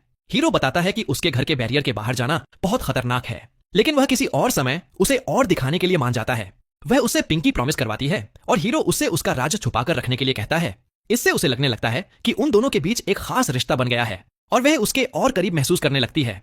इसी बीच राजधानी में लेक्सिया महल में वापस लौटती है और राजा पूछता है कि हीरो उनके साथ क्यों नहीं है। ओवेन बताता है कि उन्हें अपने प्लान बदलने पड़े और राजा सोचता है कि क्या इसका लूना से कोई लेना देना है। लूना तुरंत मान लेती है कि उसने लेक्सिया को मारने की कोशिश की थी और राजा उसे फांसी देने के लिए अपनी सोर्ड निकाल लेता है। वह उस पर झपटता है लेकिन बीच में ही रुक जाता है। वह उसकी स्किल मान जाता है क्योंकि उसे एहसास हो गया था कि उसकी सोर्ड में रोकने वाली किसी भी चीज को काटने की ताकत है। इसलिए लूना ने उसकी सोर्ड की बजाय उसके हाथों को रोक लिया था। लेक्सिया अपने पिता पर गुस्सा होती है और कहती है कि उसे अपनी गार्ड बनाने का फैसला उसका था। वह कहती है कि अगर उन्होंने उसे चोट पहुंचाई तो वह उनसे नफरत करने लगेगी। यह सुनकर राजा बुरी तरह टूट जाता है और अंत में लूना को लेक्सिया की गार्ड्स में से एक के तौर पर मान लेता है। इसके बाद राजा ओवेन से लूना के बारे में और बताने के लिए कहता है। ओवेन बताता है कि कैसे वह डार्क गिल्ड में हेडहंटर के नाम से जानी जाती थी। राजा पूछता है कि इस सब में हीरो का क्या लेना देना है, तो ओवेन बताता है कि हीरो ने ही लूना को पकड़ा था और कैसे वह लूना और लेक्सिया को अपने घर ले गया था। लेकिन यह सुनकर कि लेक्सिया एक आदमी के घर में रुकी थी, वह गुस्से से पागल हो जाता है और हीरो को मार डालने के बारे में सोचने लगता है। ओवेन उसे बताता है कि ऐसा कुछ नहीं हुआ, लेकिन राजा कहता है कि वह पक्के तौर पर नहीं कह सकता क्योंकि वह वहां मौजूद नहीं था। इसी बीच हम उस नकाबपोश आदमी को देखते हैं जिसने एक बार लेक्सिया को मारने की कोशिश की थी। हमें पता चलता है कि वह असल में पहला राजकुमार रेगर है। उसका आदमी उसे बताता है कि कैसे एक सपोर्टिंग नोबल ने लेक्सिया को मारने के लिए लूना को काम पर रखा था, लेकिन हीरो की वजह से वह फेल हो गई और यहां तक कि लेक्सिया की गार्ड भी बन गई। उसका आदमी यह भी बताता है कि कैसे हीरो को महल में बुलाया गया है और इससे रेगर को एक आइडिया आ जाता है। वह उस आदमी को अपना सीक्रेट वेपन देता है जो कि एक मैजिक सीलिंग बैरियर था। यह अपने आसपास के इलाके में सारे मैजिक को डिसेबल कर सकता है। यह उन सारे मैजिक यूजर्स को बेबस कर देगा जो राजा की सुरक्षा करते हैं। इसके बाद उन्हें सिर्फ ओवेन और लूना से ही निपटना होगा। उसका आदमी चिंता करता है कि अगर यह प्लान फेल हो गया तो उनका भंडाफोड़ हो जाएगा, लेकिन रेगर सोचता है कि जब हीरो वहां आएगा तो वो सारा इल्जाम उस पर डाल देंगे। एकेडमी के कंपटीशन के बाद हीरो को एक दिन की एक्स्ट्रा छुट्टी मिलती है, इसलिए वह राजधानी जाने की तैयारी करता है। वह कुछ फार्मिंग करता है और एक भेड़ मॉन्स्टर को मार गिराता है। मरने के बाद वह कई सारे आइटम छोड़ जाता है, जिसमें एक रेयर बेडिंग आइटम भी था जो जादुई तरीके से सबसे अच्छी नींद का एक्सपीरियंस देता था। हीरो पास के शहर में जाता है और वह यह देखकर हैरान था कि इस दुनिया में कैट गर्ल्स भी हैं। वह गिल्ड में जाता है ताकि कुछ ट्रेड कर सके, क्योंकि इस दुनिया में उसके पास पैसे नहीं थे। मास्टर को उसका नाम अजीब लगता है और वह पहचान नहीं पाता कि वह कहां से है।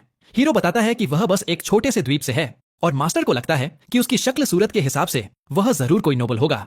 हीरो कसम खाता है कि वह बस एक आम इंसान है, लेकिन मास्टर के लिए यह विश्वास करना मुश्किल था। मास्टर पूछता है कि वह क्या बेचना चाहता है और हीरो की आइटम बॉक्स स्किल देखकर हैरान रह जाता है। हीरो बहुत सारी काली मिर्च निकालता है और मास्टर उस कांच को देखकर ही हैरान रह जाता है। वह काली मिर्च को चेक करता है और पाता है कि यह उसकी देखी हुई अब तक की सबसे अच्छी क्वालिटी की काली मिर्च है। लेकिन हीरो सोचता है कि यह तो बस पास की दुकान से लाई हुई आम काली मिर्च है। मास्टर उसे 100 सोने के सिक्कों में खरीदने का ऑफर देता है। हीरो सोचता है कि क्या यह बहुत बड़ी रकम है, क्योंकि वह मानता है कि उसे इस राज्य की करेंसी की कीमत नहीं पता। मास्टर समझाता है कि एक आम परिवार साल भर में 5 सोने के सिक्कों पर आराम से रह सकता है, तो 100 सोने के सिक्के एक पूरे परिवार के लिए 20 साल तक गुजारा करने के लिए काफी होंगे। मास्टर उसे एक गिल्ड कार्ड भी देता है जिसका इस्तेमाल पहचान के लिए किया जा सकता है और हीरो उससे कुछ पूछता है। कैपिटल तक कैसे पहुंचे, इसके बारे में मास्टर उसे एक स्टेज कोच के बारे में बताता है जो सीधे कैपिटल तक जाती है। जब वह वहां पहुंचता है तो हीरो इतनी भारी भीड़ देखकर हैरान रह जाता है। अकीत्सुकी महल की तरफ इशारा करता है और हीरो को चिंता होने लगती है कि शायद वह इस जगह के लिए फिट नहीं है। वह महल की तरफ जाता है और ओवेन उसका स्वागत करता है। ओवेन उसे बताता है कि वो लोग सीधे राजा से मिलने जा रहे हैं।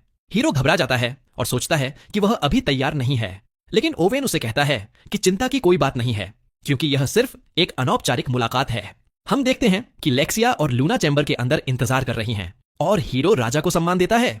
राजा तुरंत यह बात छेड़ देता है कि कैसे लेक्सिया ने उसे प्रपोज किया था और वह अपना आपा खोने लगता है।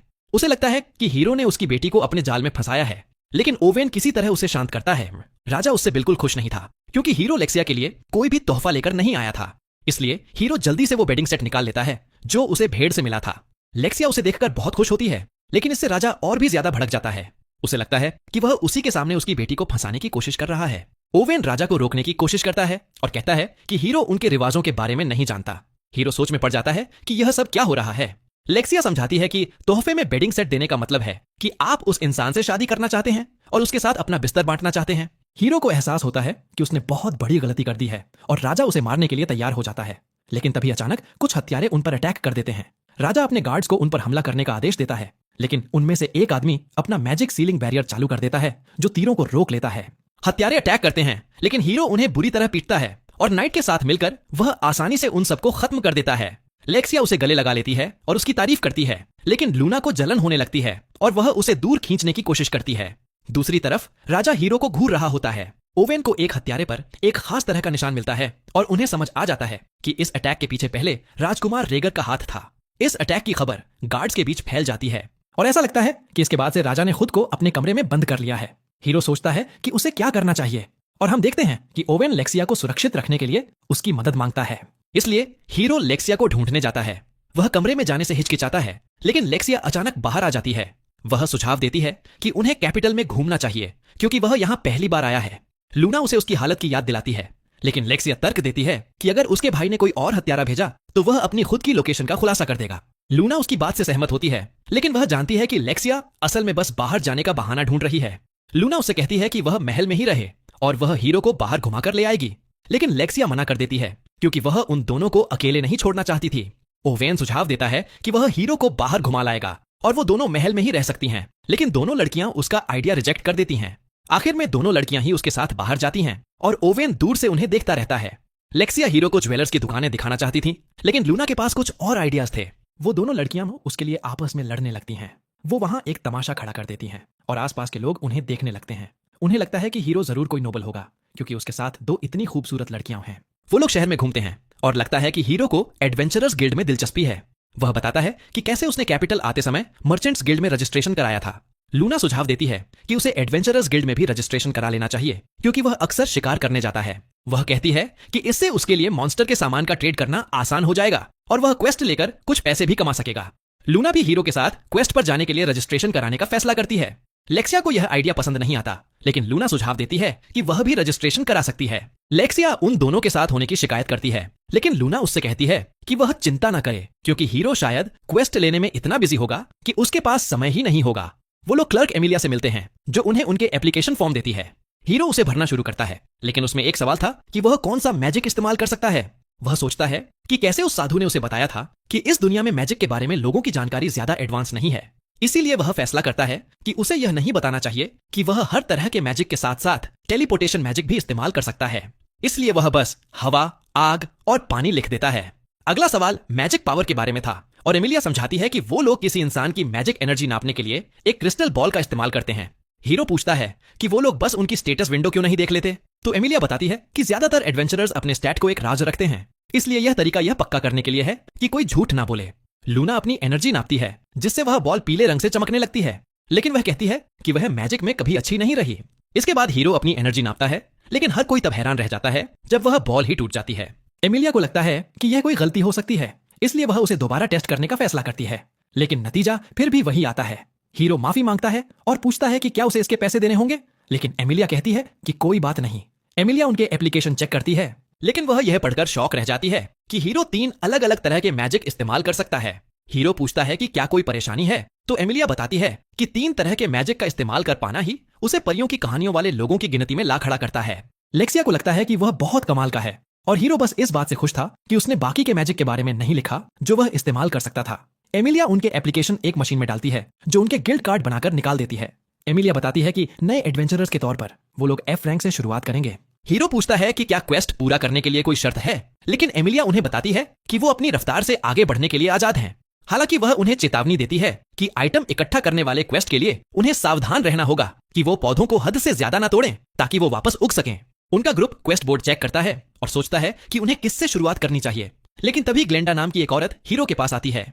वह कहती है कि उसे नापने वाले क्रिस्टल को तोड़ते हुए देखने के बाद वह उसके साथ टीम बनाना चाहती है, लेकिन लड़कियां यह कहकर उसे दूर खींचने की कोशिश करती हैं कि उसने बहुत ज्यादा शराब पी रखी है। वह औरत वहां से चली जाती है, लेकिन वह उम्मीद करती है कि वह हीरो से दोबारा मिलेगी। लेक्सिया गिल्ड ज्वाइन करने के बारे में फिर से सोचती है क्योंकि उसे लगता है कि उसे हीरो को दूसरी औरतों से बचाना होगा, लेकिन लूना उसे ओवेन के बारे में सोचने को कहती है जो पहले ही उसे कंट्रोल करने में काफी परेशान रहता है। वो लोग मैदान में निकल पड़ते हैं और उनका पहला क्वेस्ट कुछ जड़ी बूटियां इकट्ठा करना है। हीरो हैरान था कि उसकी डिसर्नमेंट स्किल उसे पौधे तोड़ने के तरीके भी बता रही थी। लूना को उन पौधों को बिना नुकसान पहुंचाए उनकी जड़ों से उखाड़ने में बहुत मुश्किल हो रही थी। वहीं लेक्सिया इन सब से दूर जाकर ही बहुत खुश थी। वह लूना को एक चैलेंज देती है कि देखते हैं कौन ज्यादा कीमती जड़ी बूटियां इकट्ठा कर सकता है। जीतने वाले को पूरे 1 दिन के लिए हीरो के साथ डेट पर जाने का मौका मिलेगा, लेकिन ओवेन उन्हें याद दिलाता है कि वो उस इलाके से बहुत ज्यादा पौधे ना उखाड़ें। वो सभी पौधे ढूंढने के लिए निकल जाते हैं और हीरो अकेला रह जाता है। उसे एक माना हीलिंग प्लांट मिल जाता है और अकीत्सुकी उसकी मदद करने की कोशिश करता है, लेकिन उसे सिर्फ एक ऐसा पौधा मिलता है जो बहुत ही जहरीला था। लड़कियां अपनी जड़ी बूटियां लेकर वापस आती हैं और हीरो चेक करने लगता है कि उन्होंने क्या इकट्ठा किया है। लेकिन तभी ओवेन दौड़ता हुआ आता है और बताता है कि उन्हें पहले राजकुमार की लोकेशन मिल गई है। वह हीरो से मदद मांगता है। लेक्सिया और लूना महल वापस जाने के लिए निकल पड़ती है, जबकि हीरो और ओवेन अपने रास्ते पर आगे बढ़ते हैं। वो लोग एक खाली पड़े घर पर पहुंचते हैं जहां सब कुछ शांत लग रहा था। ओवेन सोचता है कि शायद पहले आए सैनिकों ने राजकुमार को पकड़ लिया होगा, लेकिन जैसे ही वो चेक करने के लिए घर में घुसते हैं, एक चाकू सीधा एक सैनिक को जाकर लगता है। वो देखते हैं कि राजकुमार एक गार्ड की जान लेने की धमकी दे रहा है, लेकिन हीरो नाइट को भेजता है जो उस आदमी की जान बचा लेता है। ओवेन उसे घेर लेता है और उसे हार मानने के लिए कहता है, लेकिन राजकुमार उन पर वार करते हुए मना कर देता है। अचानक वह अपनी ही जान लेने की धमकी देने लगता है, क्योंकि उसे लगता है कि वह किसी काम का नहीं है।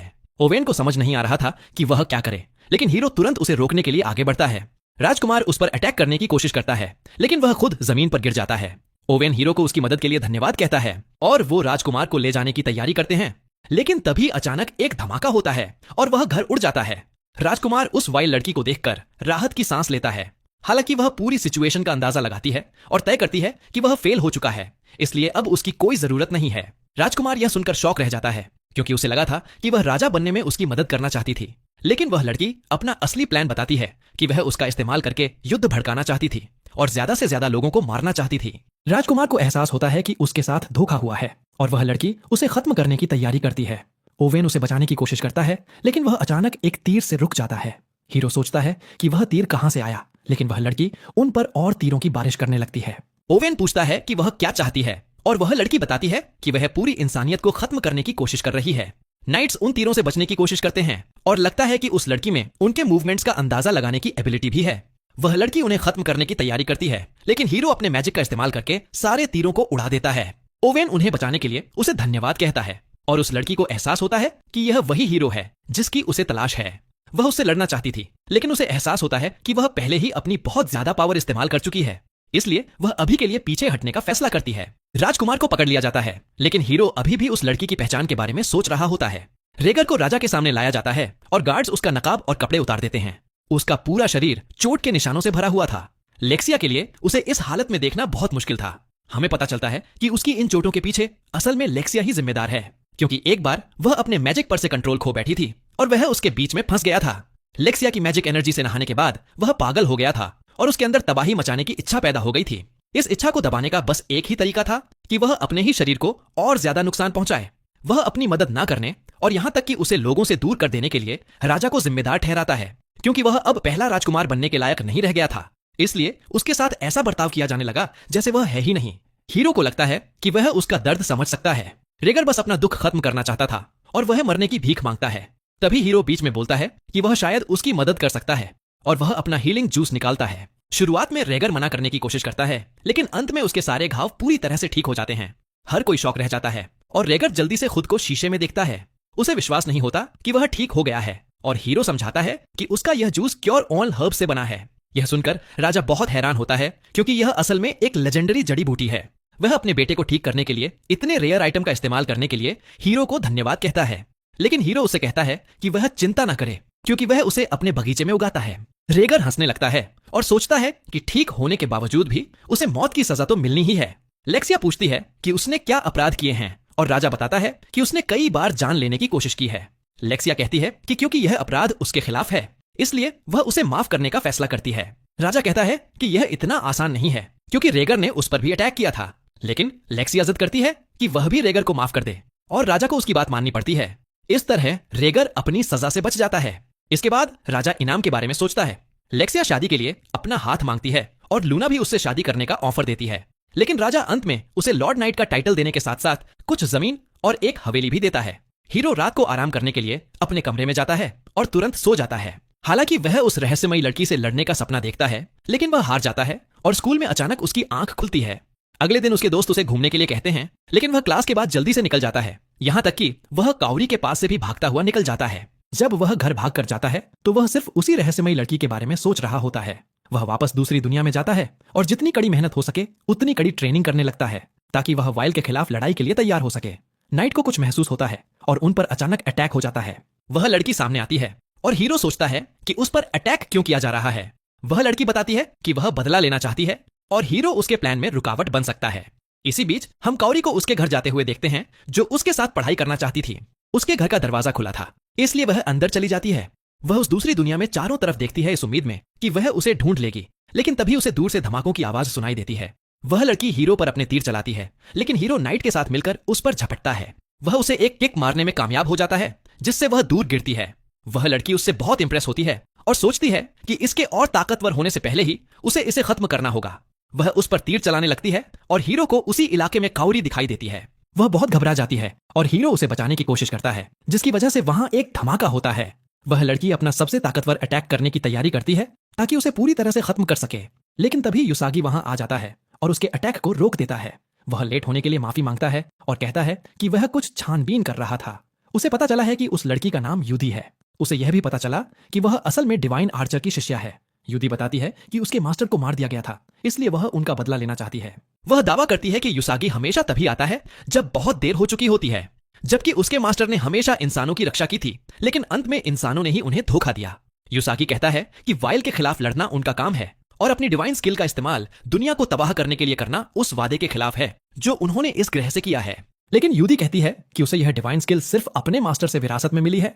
उसने कभी डिवाइन होने का टाइटल नहीं लिया, इसलिए वह इस वादे को मानने के लिए मजबूर नहीं है। वो लड़ते रहते हैं और हीरो युसागी के उस मूव की कॉपी करता है जिसका इस्तेमाल उसने उसे बचाने के लिए किया था। वह एक मौका बनाता है और युसागी उसे एक किक मार देता है। युदी इंसानों को बेकार समझकर अपना बदला लेने से पीछे हटने से मना कर देती है। वह वाइल्ड की पावर का इस्तेमाल करने लगती है। वह जोर से चीखती है और हीरो के लिए अपनी जगह पर खड़े रहना भी मुश्किल हो जाता है। वह युसागी पर झपटती है और वो दोनों एक दूसरे पर वार करते हैं। युसागी को एक चोट लगती है और हालात बहुत खराब लग रहे थे, लेकिन तभी अकीत्सुकी दौड़कर लड़ाई के बीच में आ जाता है। वह अपनी होली ग्राउंड स्किल चालू कर देता है जो युदी की पावर छीन लेती है। इससे हीरो को उसे बेहोश करने का मौका मिल जाता है। युसागी बताता है कि डिवाइन के अलावा ऐसे पवित्र जानवर भी हैं जो वाइल्ड के खिलाफ खड़े होते हैं और अकीत्सुकी उनमें से ही एक है। वह कहता है कि युदी अब कभी अपनी वाइल्ड पावर का इस्तेमाल नहीं कर पाएगी, इसलिए वह उसे संभालने की जिम्मेदारी हीरो पर छोड़कर चला जाता है। काउरी दौड़कर आती है, लेकिन तभी अचानक उसके पीछे एक मॉन्स्टर आ जाता है। हीरो एक ही बार में उसे खत्म कर देता है और काउरी यह देखकर शॉक रह जाती है। हीरो उसे समझाता है कि इस दुनिया में उसकी जिंदगी कुछ ऐसी ही है। वह पूछता है कि क्या अपने सामने उसे जान लेते हुए देखकर वह डर गई है। वह मानता है कि उसने इस दुनिया में अपना लेवल बढ़ाया है और उसे लगता है कि वह एक चीटर है और शायद वह उसे पसंद नहीं करेगी। लेकिन काउरी कहती है कि यह सच नहीं है। वह कहती है कि वह तब से बिल्कुल नहीं बदला है जब उसने पहली बार उसकी जान बचाई थी। वह कहती है कि वह हमेशा से ही दयालु रहा है